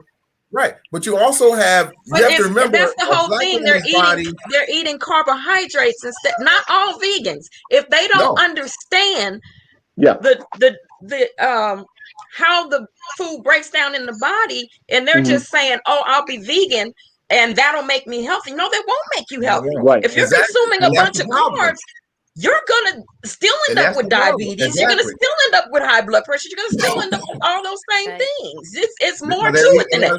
I have one of my daughters is vegan. She's been vegan for 6 years now. Before that, she was vegetarian for 10, but she is fit because that's what she's about. She's like a straight gym rat. She thrives off that stuff, and Lord help me, she just recently said she thinks she's gonna go raw vegan permanently. I'm just like, just forget Thanksgiving, don't even come. Right. And see, also you have to remember too, black women, because when you look at those charts and they tell you how much a woman's supposed to weigh and how much a man's supposed to weigh, that's not made for black people. It's not. And they finally have come out and said that. Right. They finally came out and said that. You have to remember, a black woman and a black man's structure is made so totally different. So that's another reason why we have to be fit, and we have to exercise, and we have to eat right and watch our portions. And if recently, just 5 weeks ago, this is my 5th week, I was almost 250 pounds. I'm down about I'm like under 220 right now. But what I had to do, because I had hurt myself and I couldn't exercise, I gained all this weight during the pandemic. And what I had to do is every Monday through Wednesday, well, I already do the 7 a.m. workout for 15 minutes. I do it Sunday through Monday, Sunday through Friday, Facebook Live. I'm on here doing the exercise and people join me and I exercise. But what I found was that I still wasn't losing because I gained so much over the pandemic. I started doing what is called the Cleveland Clinic 3-day diet, Monday through Wednesday. And I've been doing that for the last 5 weeks. And I've lost, like I said, I'm down to under 220. But it took a lot out of me. And like I said, I had to go to that drastic extreme to lose weight. And what happens is, as we get older, our metabolism gets a lot slower. Yeah. So we have to really watch our portions. It's not so much what we eat, it's how much we eat. And like even on my days when I'm off, I got 4 days when I can eat. I have pizza, I have wings, I have all those kind of things. But I find that I'm not eating 2 and 3 and 4 slices of pizza, all that stuff that I was doing, or 10 wings. I'm eating maybe 3 or 4 wings, and I'm eating 1 slice of pizza. I'm still eating, enjoying the things that I enjoy eating, but I'm not eating as much. And that's what happens as we get older with all the growth hormones and things in the food. We have to be careful of that. And so when you tell that modern woman, I want you to be fit and get in shape and work out, and you're not saying that as trying to be demeaning to her, you're saying it to her because maybe like myself, I know what the effects are of what happens is when you get older and you're not exercising, you're not moving, and your body starts to take that effect. Everything's settled. Gravity pulls everything down. And that's why you see the big stomachs. And that's why you see the problems with the legs and the arms and the hips, and problems just moving. Just moving. And that's why I've been doing this program for 5 years. I've been doing it for 5 years where I get up every morning and I do a 15 to 20-minute workout, and people watching on Facebook, they join me. I give out health tips, and I'm not a health nut. I have no idea. Some of the, I'm not like a health professional. It's just because I know what I went through, and I know that if the lighter I got with taking my weight off, the more easier it was for me to move around, for me to walk up a flight of stairs, for me to bend over and tie my shoes. It was a point where I stood up and looked down and couldn't see my feet. That's how big my stomach was in front of me. I was wearing a size 42 pants. Huh? And I think it's important to what Willie is saying. I know myself, my heaviest I've ever been right now has been in the last few months, and I've been 260. Right now I'm down to about 237. Because I work midnights, what I've always discovered is that I'm always within that 4-hour window of going to bed. So I eat. So I have to find out when it's best for me and optimal for me to eat, in addition to cutting down my portions, because I can eat. I mean, let's put it out there. And to what BGS is saying about the scale, the BMI is, I would tell people this: if you're concerned about using a gauge to find out what's a healthy weight, take the BMI and add 10% to it. That's about all it's really off.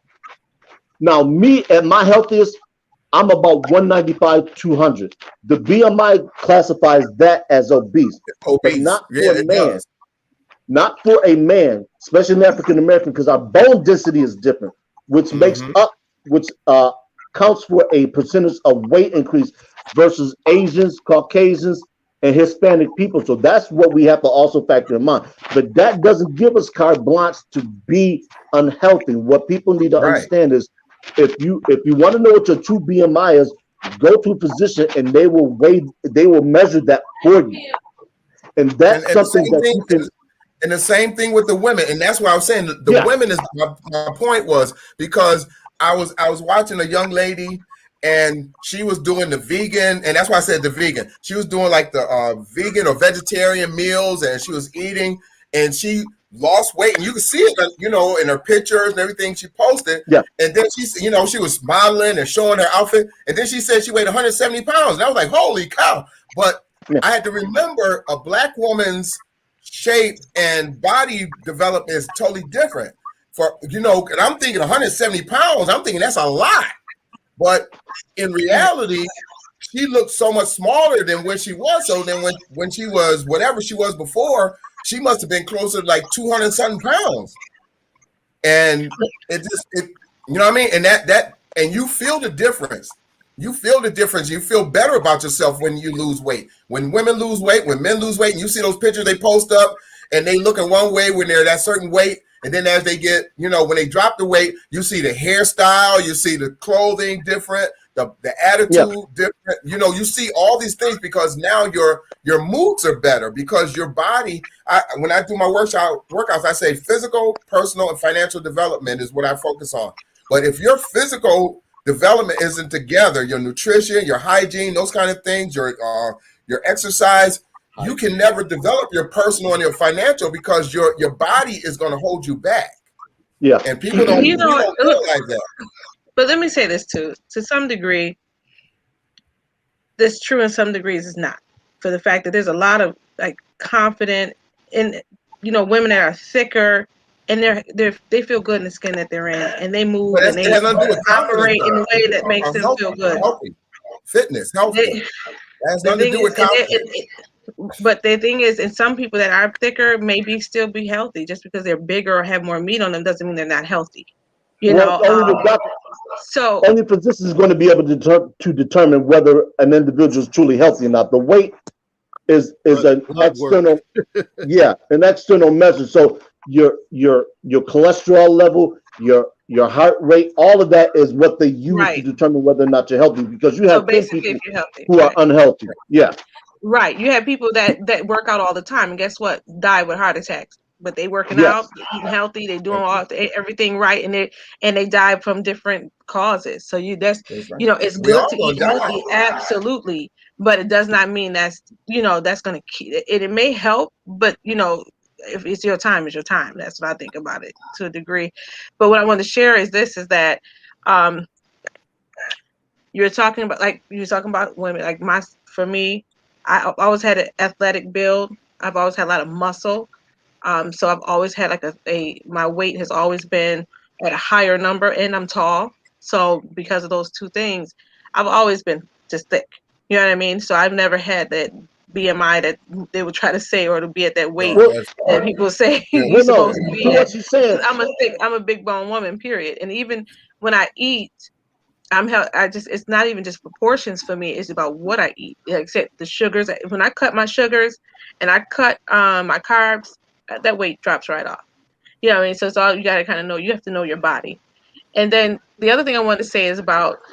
I wanted to ask BGS, since he's the guru of statistics on here. I want to know, what is the BMI? I mean, what is the percentage for overweight African American men? The reason why I say that is because there's a lot of men that are out of shape as well. That's So, right. we say women, but men are I see, like I said, a lot of men have those beer bellies, and some can get rid of them. Some of them can't, because some, depending on what's going on with Takes their a lot body, of work. and it does. So it goes both ways for men and for women. the And when you difference, say, the difference, my the one thing, difference is this though. The difference is this: most men are willing to work out. no, Versus I take that. No, there's a lot of women. So let me jump back in, Herb. But let me jump back in. That's not correct, because there's a lot of women out there that work out and that keep themselves very healthy. Like my daughter now, like you talk about your daughter being a vegan, she's going vegan right now. We went shopping, got her some all kind of meatless meals, whatever, and trying to eat vegan, be vegan as well. No, I think a lot of women are health conscious and trying to work out. No, women too, older women too. Yeah, older women too. I do believe that there's a lot of women that are working out, going, taking walks, going to the gym. It's not just men that you see in those workout facilities. The other thing is that, Will, the one thing that my question to you, Will, is this: in a way, I work out all the time. They don't want to work out. They don't, and people don't. Some people don't want to work out. Try to get them to Thank work out you. with me. They're like, nope. Mm-hmm. Nope. get them to me, take a walk with I'm me. an outdoors Let's person. Let's go be walking. outside. Oh no. Right. I like to go outside. I like to walk outside. I don't, instead of being in the gym, I'd rather be outside. Outside. But one thing, Will, that you said, you like a woman that's fit, but there was a time in your life, and I'm not going to say, I'm going into detail, that you were not able, because you had that situation where you couldn't walk, and you had to really get back into being able to be that. So I guess I felt like with you saying, well, your woman have to be a certain way, but there's some times in life that you're unable to.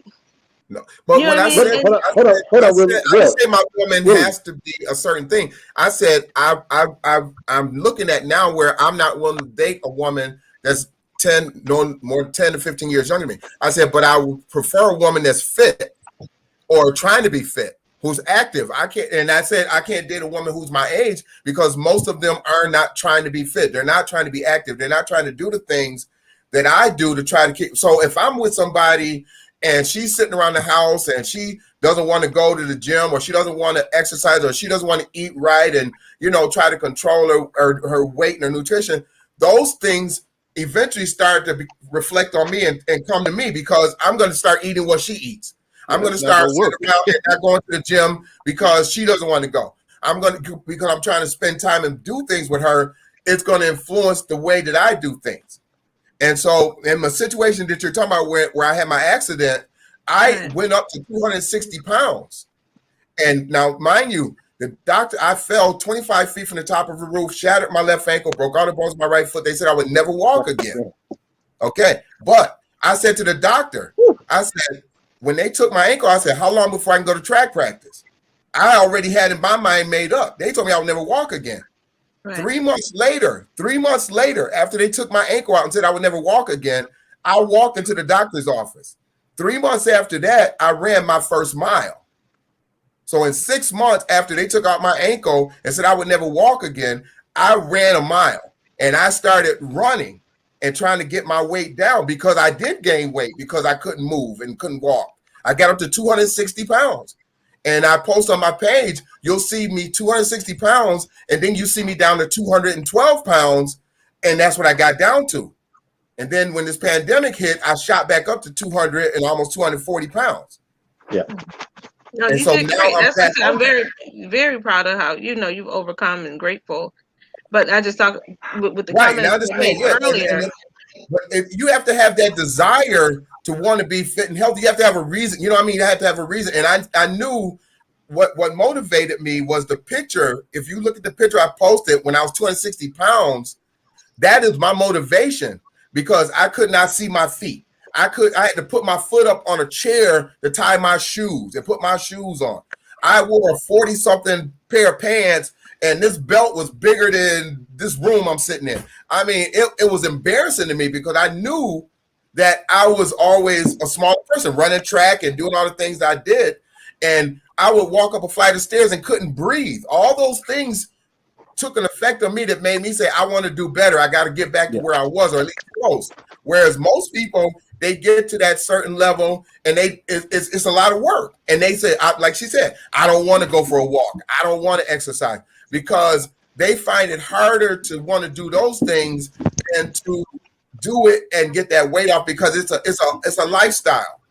I think it boils down to one question. I think it boils down to one essential question. Do you care if you live or die? As far as that. Quality of life. Surprisingly, it seems like a lot of people, and I'm not going to say just men or just women, they don't. They have this idea that, when it's my time to go, it's my time to go. But they don't take into consideration, what if something happens to you where you're incapacitated and you don't die? Okay, now you're a prisoner in your own body. Mm-hmm. Mm-hmm. And it could be worse. It could be, it could be paralyzed, say from a stroke. It could be unable to speak. Mm-hmm. Who wants to live like that? Suddenly you're isolated. Mm-hmm. People are not coming to you anymore. They're not interacting with you anymore because you can't hold a two-way conversation. You can't speak. And I'm saying all this because I know someone who did this. My ex-husband, me and him, we're still good friends. 2017, he had a stroke. People were trying to get him to change things about his life. Change the way you're eating. Let's, get some exercise in. Or no, when the good Lord sees fit to take me, he will. Just to find himself in a situation. Yep. They don't realize it. And that's why I said for me, like when we talk about modern women and modern men, we say modern, and then we get to these levels where we build up and we do everything except for our health, for our wellness, for our fitness. You know what I mean? We got a good job, we got a good career, we got a good education, we raised our kids, we sent them to college, and we want to get a man and a woman or whatever and have this happy relationship. But we're not doing anything healthy. We're not doing anything, to make sure that we can live that longevity in our lives with our partners. Mm-hmm. And it's not just living a long time. It's the quality of life you have. The quality of life, right. You know? And I've met people, you know, and you hear people all the time say, well, when I retire, I'm going to travel, I'm going to do these things and do those things. Better get that in now. And 2 weeks after they retire, they have a stroke, or they pass out dead. I mean, there's so many things that happen to people, you know, because they're waiting for retirement, those kind of things. And I tell people all the time, enjoy your life now. And that's why my program I said, Better You Lifestyle. You do the things that you want to do in life now. And then when you retire, be able to talk about the things you did, you know, versus trying to who wants to be 60 years old, 70, 80 years old on the beach? You know, Right. trying to get around on the beach. You know, I'm going to. I still plan on being there. I'm gonna tell you that right now. I'm still gonna go to the beach at 60. And I'm still going to But go I too. know But I mean, those it's just, ages, it's you know. it's not as enjoyable if you went younger and enjoyed yourself. Well- You know, you have these people that wait and want to wait Right, and do because these the things. point is, I could tell Right. you what it was like from 40 all the way through 60, There you go. not just There you go. Exactly. I'm on the beach for the first time at 60 years old. Right, right. Not even so much 60 when you talk about 70 or 80, like, you need to sit down somewhere. For real. And sit back and No, reminisce I won't. being on the I'm beach. retire on the beach. Exactly. You know. Okay. And so that's, like I said, for me, I just, you know, I've realized, and I was thinking about it the other day, I come to the realization I can't date anyone my age. I can't, and I don't have the desire anymore. I've tried it, and I find that every time I do try to date someone my age, it's a constant battle, because we're both kind of set in our ways as to, you know, and it's so much incompatibility and so many bumping heads.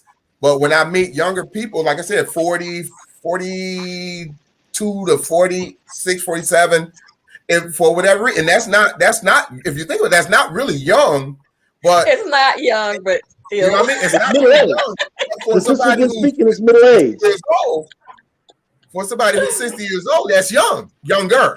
And they're more willing to maybe do some things that 59, you know, 57, 58-year-old woman is not willing to do. And that's what I find, you know. And so I'm like, you know, why keep fighting, trying to get this modern woman to do things that they don't really want to do, you know. So I have a question.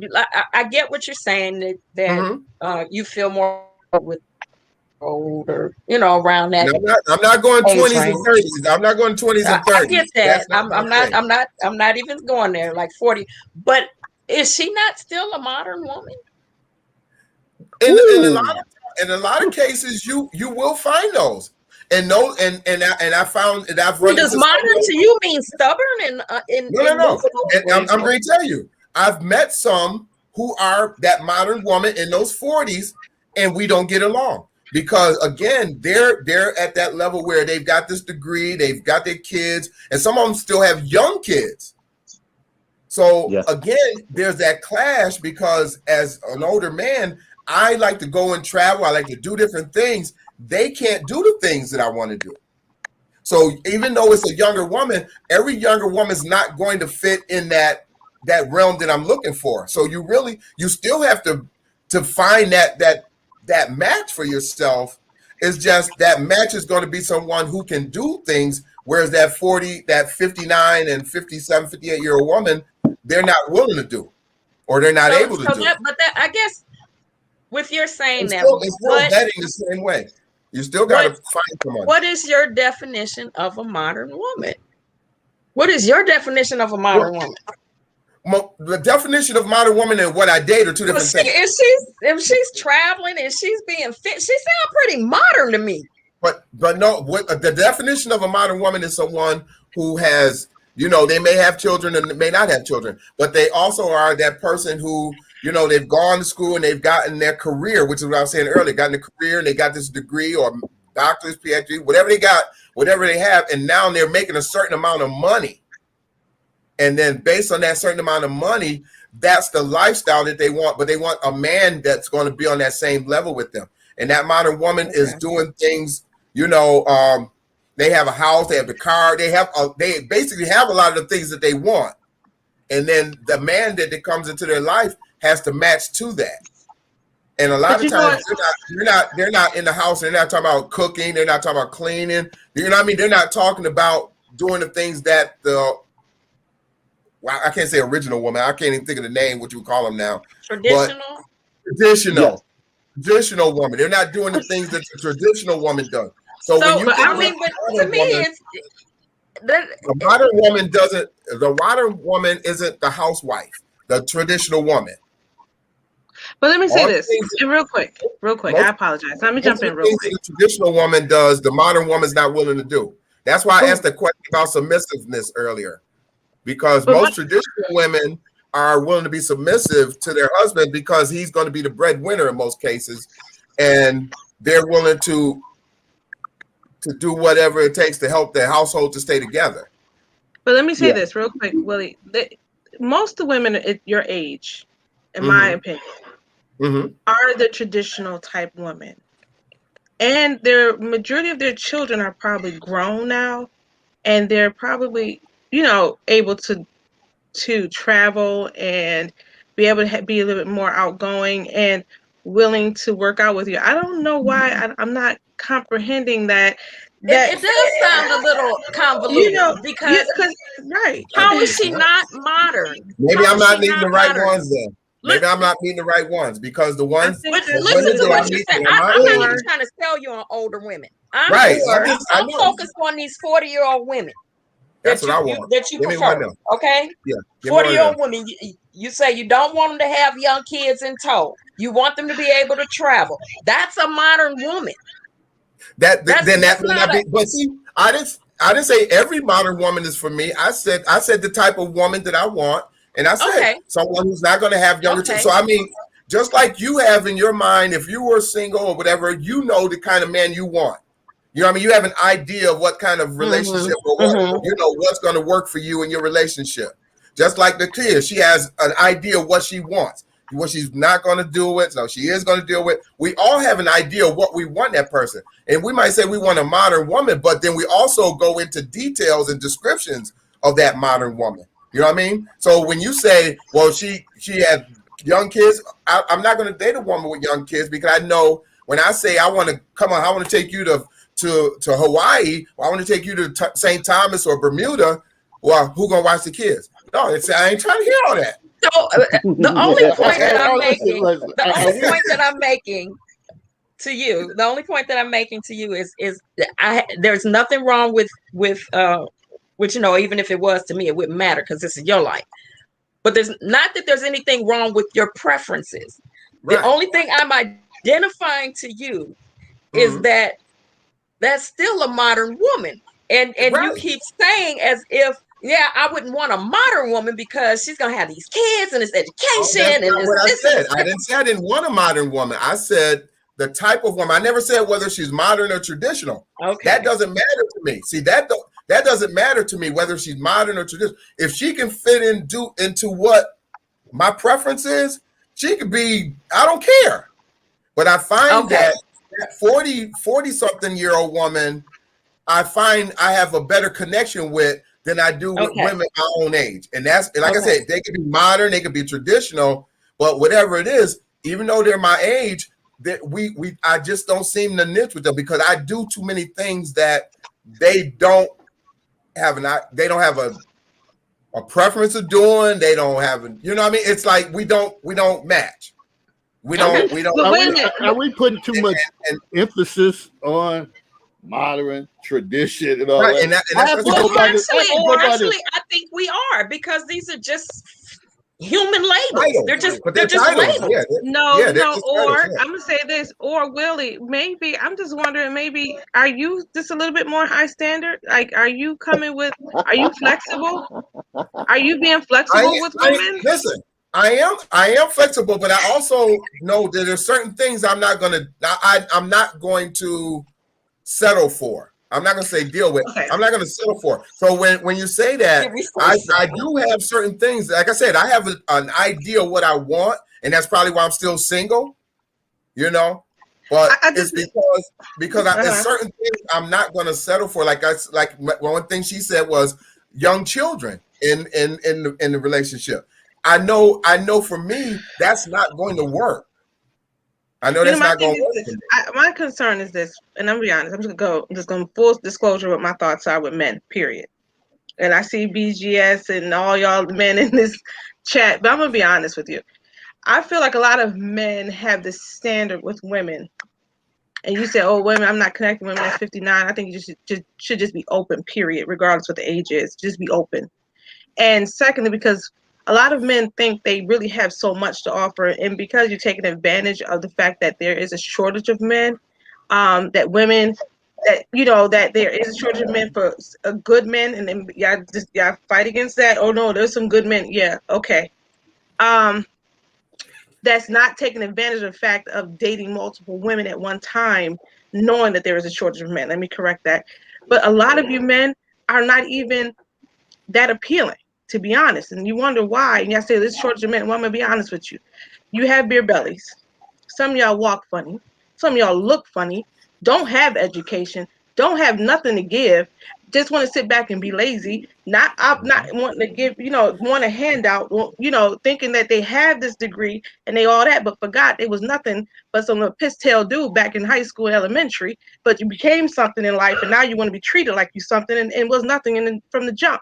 But I'm just saying this because the fact of the matter is, y'all put so much of these standards on yourselves that it makes it kind of hard. Not trying to offend nobody, but just being honest. Make it hard for women to try to come to a standard that you don't even have yourself.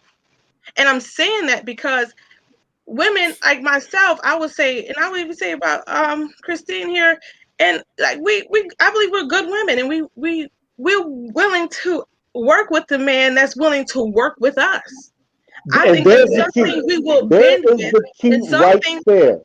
but some things we will say, you know what? Yeah, he's not that great looking. Yeah, he do got a funny walk. Yeah, he talk funny. Yeah, he's sweating when he sweat. There's some things that we will accept about a man that someone will just throw you. Yeah, his penis ain't that big, but I'm gonna make it work. All of that. Let's just keep it 100. I'm gonna keep it 100, y'all, because y'all be trying to play on the surface, but I'm gonna go into the depths with y'all real quick. We gotta do that because the fact of the matter is that. You're so high-mighty of yourselves that you don't realize that you just need to be open, period. I think people have all these high standards and you forget that you all had something that you had to crawl out of and to become.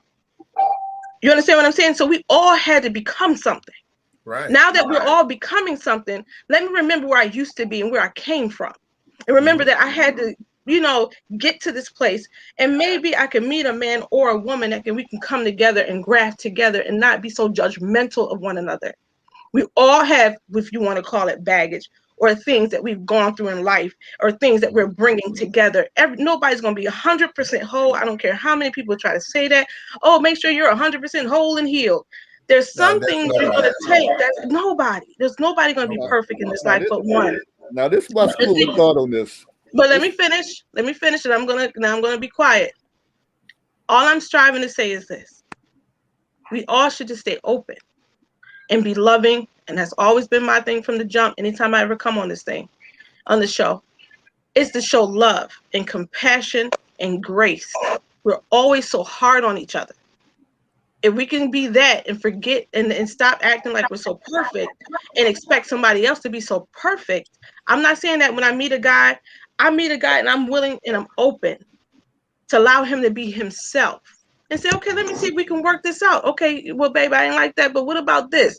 He'll say, well, babe, I ain't like that, but what about this? Okay, let's see, let's make it work. But we're so busy trying to fight to keep it like, oh, well, okay, then be that. But we could, if you really wanted to come with an open mind and an open heart, something could be. That's all I'm striving to say. Cooperation and communication. Now, let me say this. Now, my school of thought on this is, we know on my platform, even in the counselor's corner, it's 75% women. So a lot of the questions is geared, a lot of times women respond. And when they're responding, not all of them, or not many of them, respond in the way of, oh, I'm trying to be open. I'm going to give this guy a chance. I'm going to do. They kind of like, nope. If he don't do this, if he don't make this much, if he look like this. So now, when you have a few guys voicing their opinion, it seems like you're like, well, now these guys are actually talking and they're giving their feedback. Now it seems like it's masses of guys are saying it. Well, it probably is guys that are saying it. They just don't come out and say it. But usually the women been having their voice participate in these type of platforms, at least in my in the counselor's corner. So they're not always champion for all guys or whatever, and they have standards, and some of them have high standards, and they're not willing to work or even give some guys a chance. I will, to what David is saying, I will add this. The more a man rises in class and value, the higher his standards go.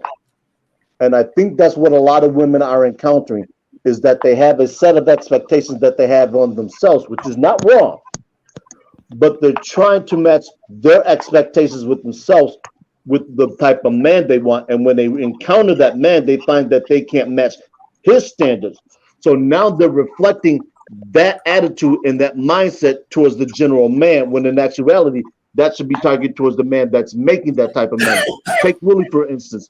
Willie is in that class of what would be concerned a high earner, and he has that standard. And by his classification, he has every right to, and he's going to adhere to that. That's why he's looking for a woman who's younger, a little more malleable to what he wants, as opposed to a woman who's older. Because she's saying, I've achieved this, this, and this by being like this. So why should I have to change?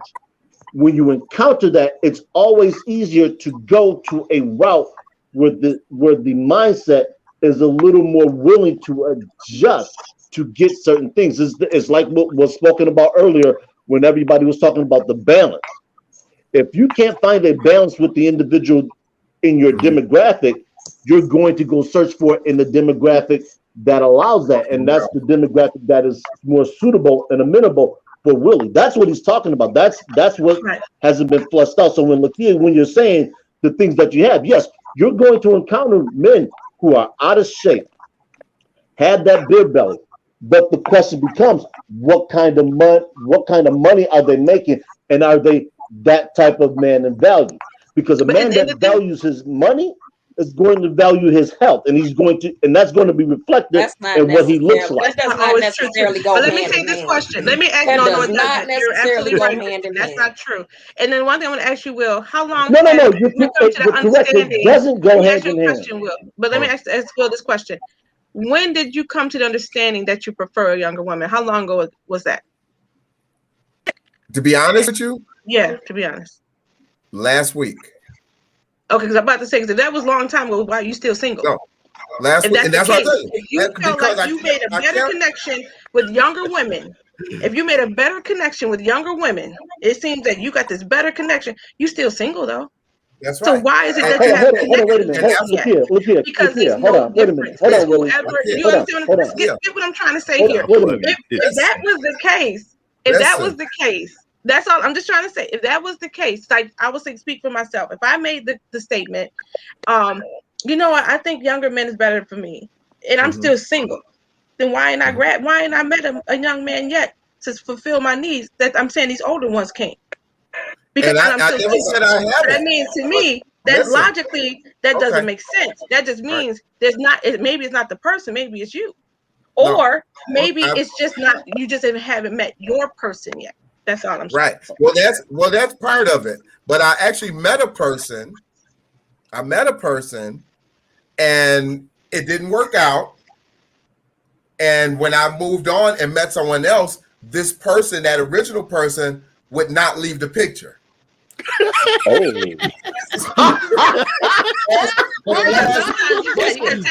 minute. Would not leave the picture. Would not leave the picture. Your block button don't work. 3 years. 3 years would not leave the picture. I go on my own. 3 years would not leave the picture. And so for 3 years, these past 3 years would not leave the picture.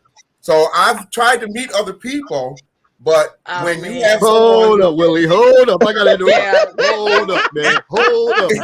How I do ain't you, even Very least. hold up. How do you not remove her after 3 years, whatever? So it seemed like you were Can I teach No, you how like to your no. remove little somebody? inflation it had nothing to do with me removing. I'm trying to be nice. I'm trying to be nice because they may be watching. And see, when I'm gonna tell you like this, I had so much anxiety that when I was seeing somebody else, a younger person, they saw me going to the person's house in the morning, coming home from the person's house. They took me to court and got tried to get a restraining order to prevent me from going to the person's house. Oh, And the damn. judge was like, Oh, you messed around and found you a psycho. Just they tried to get a say restraining that. order to prevent me from getting to the That's the person's next house. level right there. That's next level. Yeah, just That's what I say you said. found you a I psycho. met Okay. people, but because of that situation, that person kept coming in and That's crazy. messing up my situation. She just controlled your fate, whatever.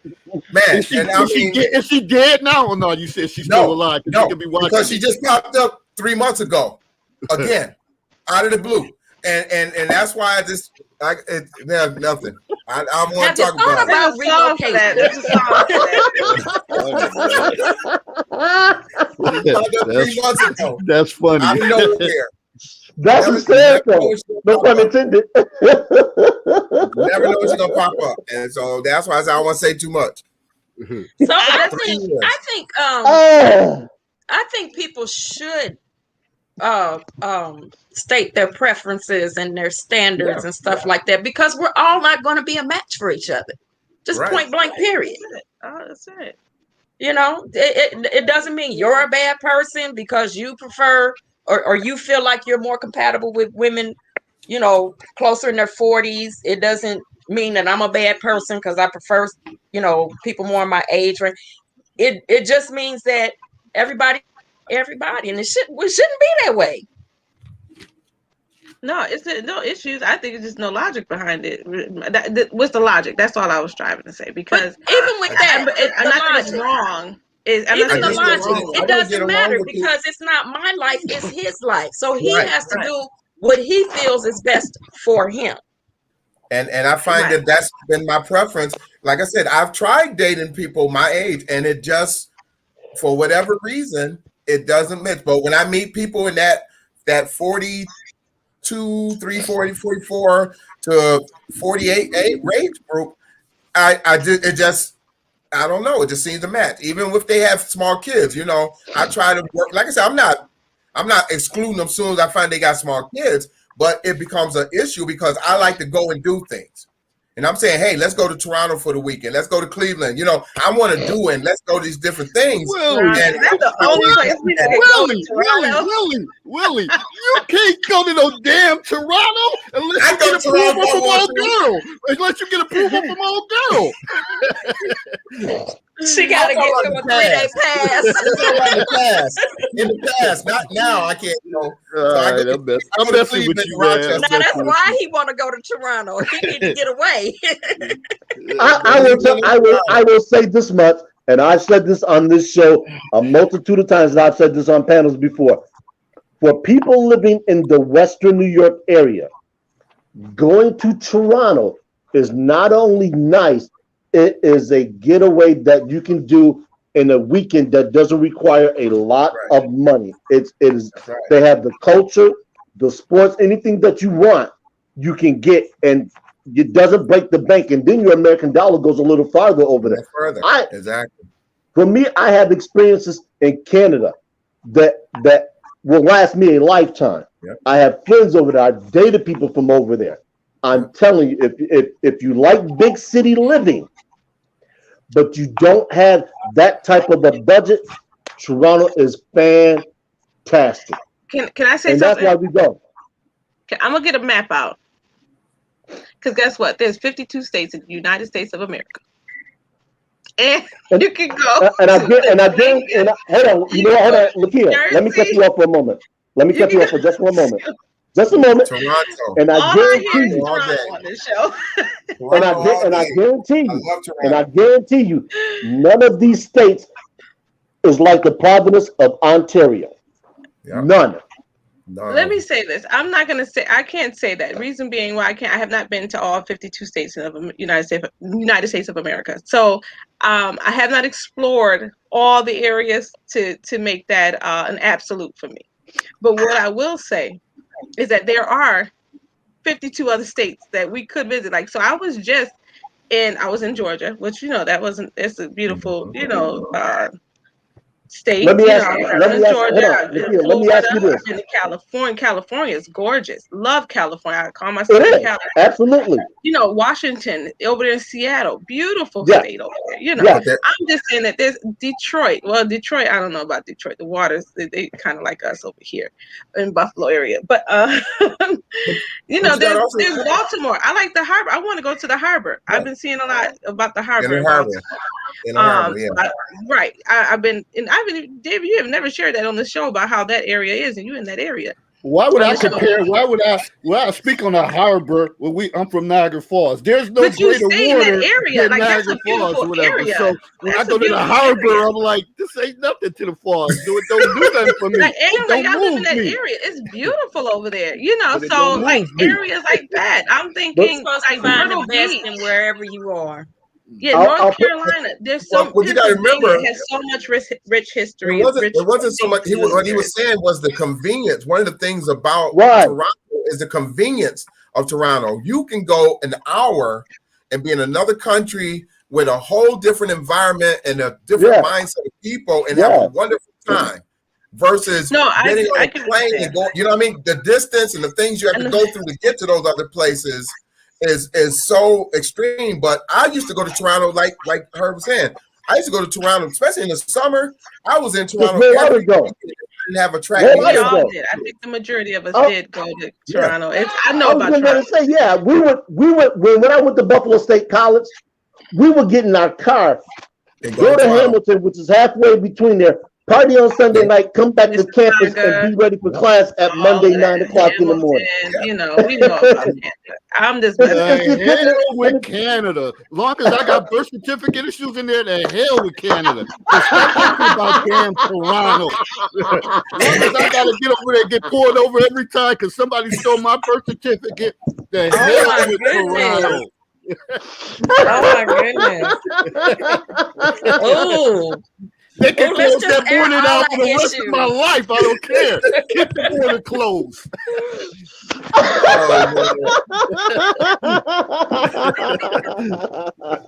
You know I was gonna come with that, Herb. You know. Yeah, I know Toronto is very. I've always enjoyed Canada. Just for the record, I've always loved going to Canada. Canada is beautiful. I love Toronto. Yeah, it has my pillar and post, the spa. I miss going to the spa since everything's shut down. I'm all about Canada, so I'm just messing with you guys. I talk about Toronto a lot. Fringes my skin. Canada. I can't. You know, I'll put it to you like this: I can't go to New York City and watch my Yankees play. It's hard for me to get to Philadelphia and watch my Sixers play. But I can go up to Toronto, watch my Sixers play a couple times a year, and watch the Yankees 3 or 4 times a year for a fraction of the price that it would cost me to go to New York City and get those same seats. If I got the cities in Yankee Stadium that I did in Toronto, I would pay about $4 or $5 grand.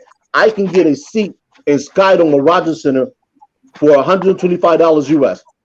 I can't beat that. I can stay up there for a whole weekend and $600, $700, $800 and enjoy myself thoroughly.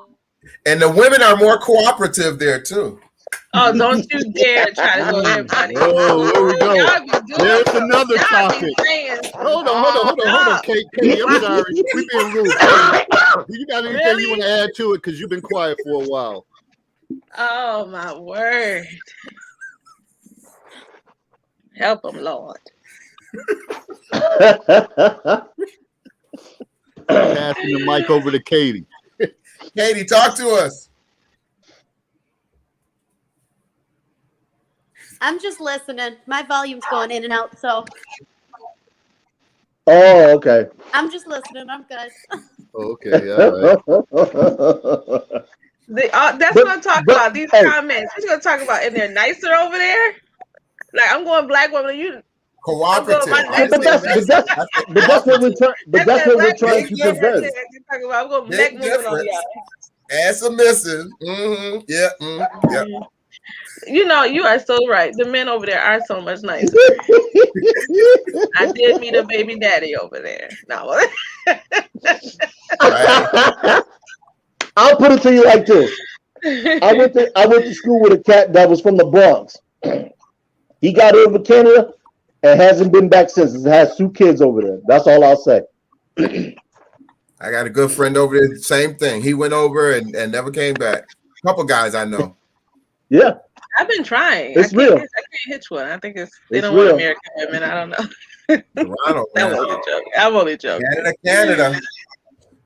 Another Still might be hard. I might have to go find me one of those 45s over there. Well, we've talked about that. We put one, foreign country and dating foreign, Foreign I love. don't think we International honed love. into it in its entirety. International. So now love. you want to go into that? I'm going to Rome. They said Rome men like black Go women over ahead. in Rome. Go ahead. I'm going to Rome. I'm only joking. And it's like I said, I'm sacrificing. I'm chilling. This modern woman, chilling. Yeah. Gotta stack my bags and my chips. I'm chilling. This modern woman, chilling. Uh-oh. That's good. Uh-oh, she's back. That's how I sound. Thank you. Okay. She's back. I'm back, y'all. All right. What time is it? Lord, we're doing it. It's Yeah, I rolling. think that's what happened. My computer is like, it's time to go to bed. Yeah. And I think that's one of the things when we talk about diet, the diet and health, whatever. Like a lot of times we probably shouldn't eat after 7, and we're up late and we don't get enough sleep and all that stuff. And I've been told by my doctor many times, you need to go to bed. You need to go to bed at a certain time. Yeah, but I'm still. And what time is that? For that I go to bed? 11:21. Yes. Yeah, What time did your doctor say you needed to go to bed? No, he said this was a specialist too at the time because test with like sleep apnea and all of that stuff. He said I should be in the bed by like 12. He said 12. He said shut off everything. Them same things will be there tomorrow. And I did it for a while, and I went out, made an announcement on Facebook, and people were holding me accountable. They was like, "That's it. Good night, David." When it get closer, and I did it for a couple weeks, but then it didn't last. So I need to go back to that for real. I really do because habits, man. Yeah, and that's just the thing. A lot of this is habits when you're trying to stay healthy and all that. It's establishing routines and habits, whatever. Whether it's eating, exercising, going to bed at a certain time, not eating after a certain time. Yeah, because I'm thinking pizza and wings sound real good right about now, but I got pizza and wings at midnight, man. Yeah, man. I'm telling you, man, because that's sometimes because I don't have to work till I'm just like, okay, if I call about 10:30, 11 o'clock, they'll get here by about 11:30. I can eat a couple pieces, snack on some wings, get some soda, pop in the movie, and I'm good.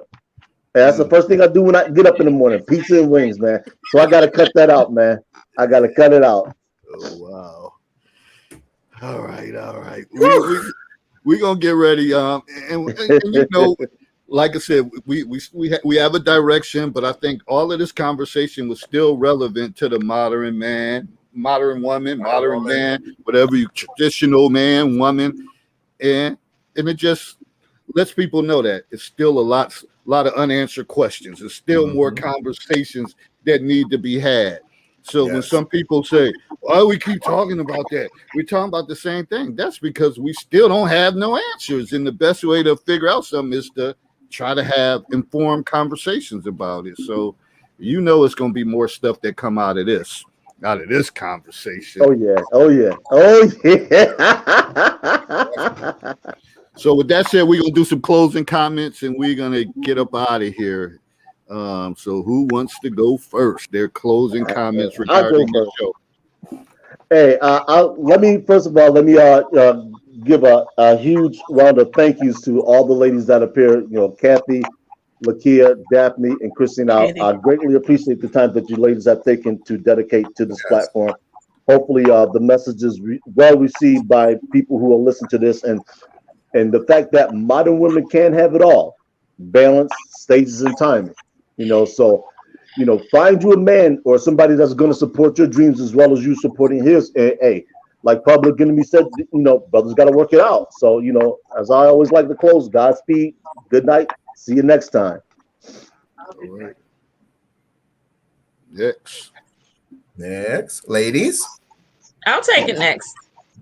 So my closing comments are pretty much in line with some of my beginning comments, and that is that, yes, I do believe the modern woman can have it all, just not all at one time. And you have to prioritize, and you always have to remember to include taking care of yourself in the process, because we can get very caught up in trying to achieve goals and trying to have it all.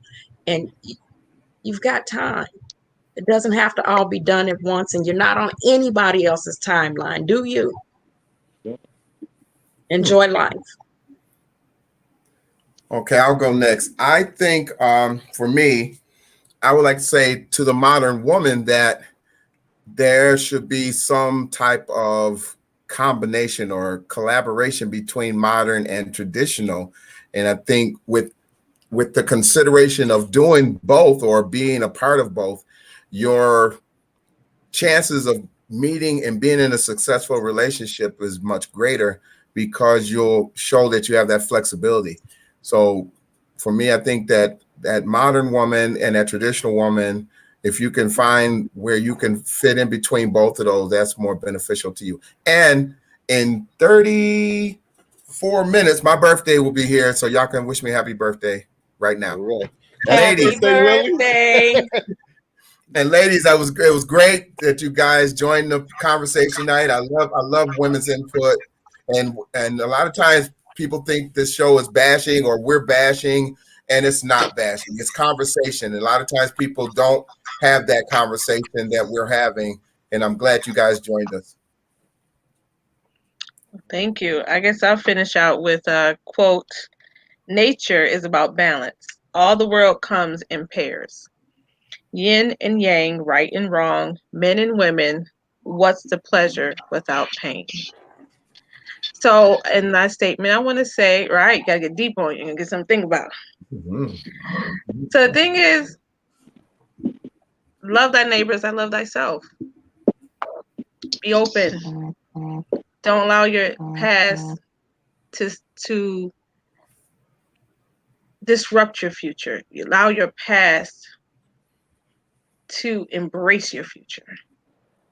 And that's what I'll say as far as looking for a relationship. All right. Katie, you want to give it a try?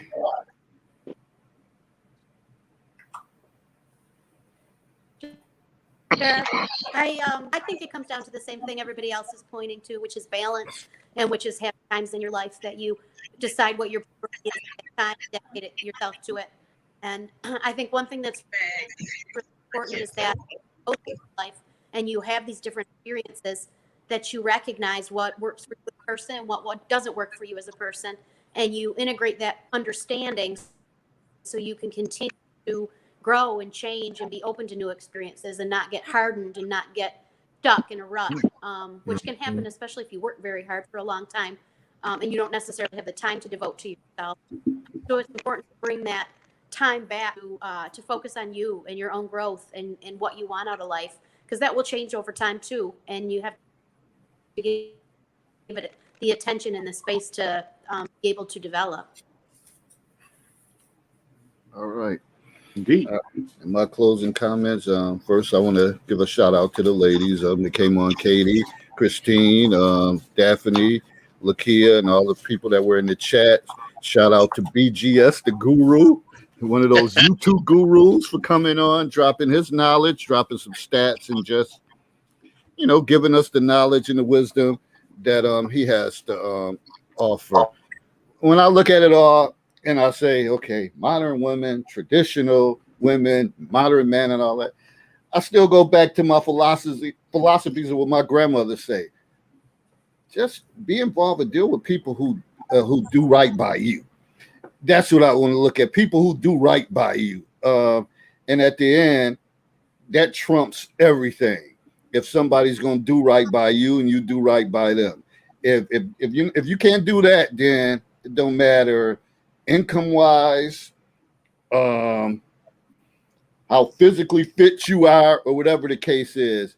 It's about compassion and doing right by people. And I think when you're on that same wavelength, then anything is possible to happen in a relationship if you treating each other right.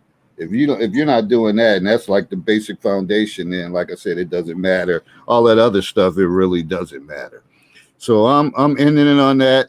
Again, thanks everybody for joining us. Stay tuned for the next conversation. I don't know. I'm debating if I'm gonna have one on Thursday. But if not, Mondays, open court conversations, and usually Thursdays we have a cocktail conversation. So I'll keep you posted because, my wheels are spinning after this tonight. So who knows what we gonna come up with? But I appreciate you all, and everybody have a good night and continue to stay safe. Because remember, COVID's still here. COVID is still here. Wear your mask.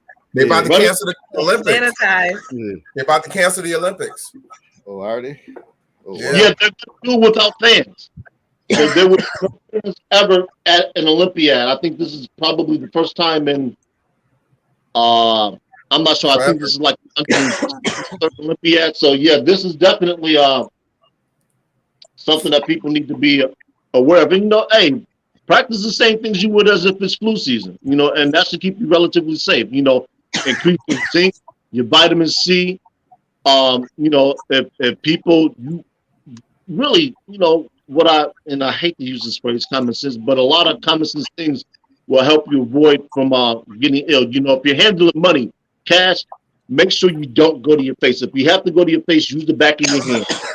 Something I learned working with money, because we have a tendency to touch something and scratch it.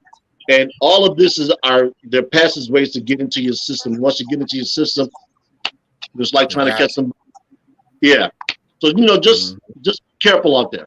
Yeah, it all looks good right now in the summertime, but when fall hits and schools are back full and all that That's stuff, scary. it's gonna be something else to deal with. But that's what we got in front of us. So just everybody do your part in being safe, and we'll see you next time. Happy birthday, Willie! We salute you. Happy birthday. Yeah, happy birthday. I'll probably see y'all for breakfast somewhere, Lakia. That's what I'm saying. Where's the party at? Where we gonna have breakfast at? Where's tomorrow? Night Park Cafe Friday morning. Friday morning? Okay. What time? I'll be there. What 10 time? 10 o'clock. Okay. I come. Right. I like to eat. I like to eat. I know. That's why I said I'll see you Friday morning. Y'all post up pictures, whatever. Post up pictures of y'all plates. Do that. Good night, everybody. See All how right, it is. good night. Take care, everyone. All right.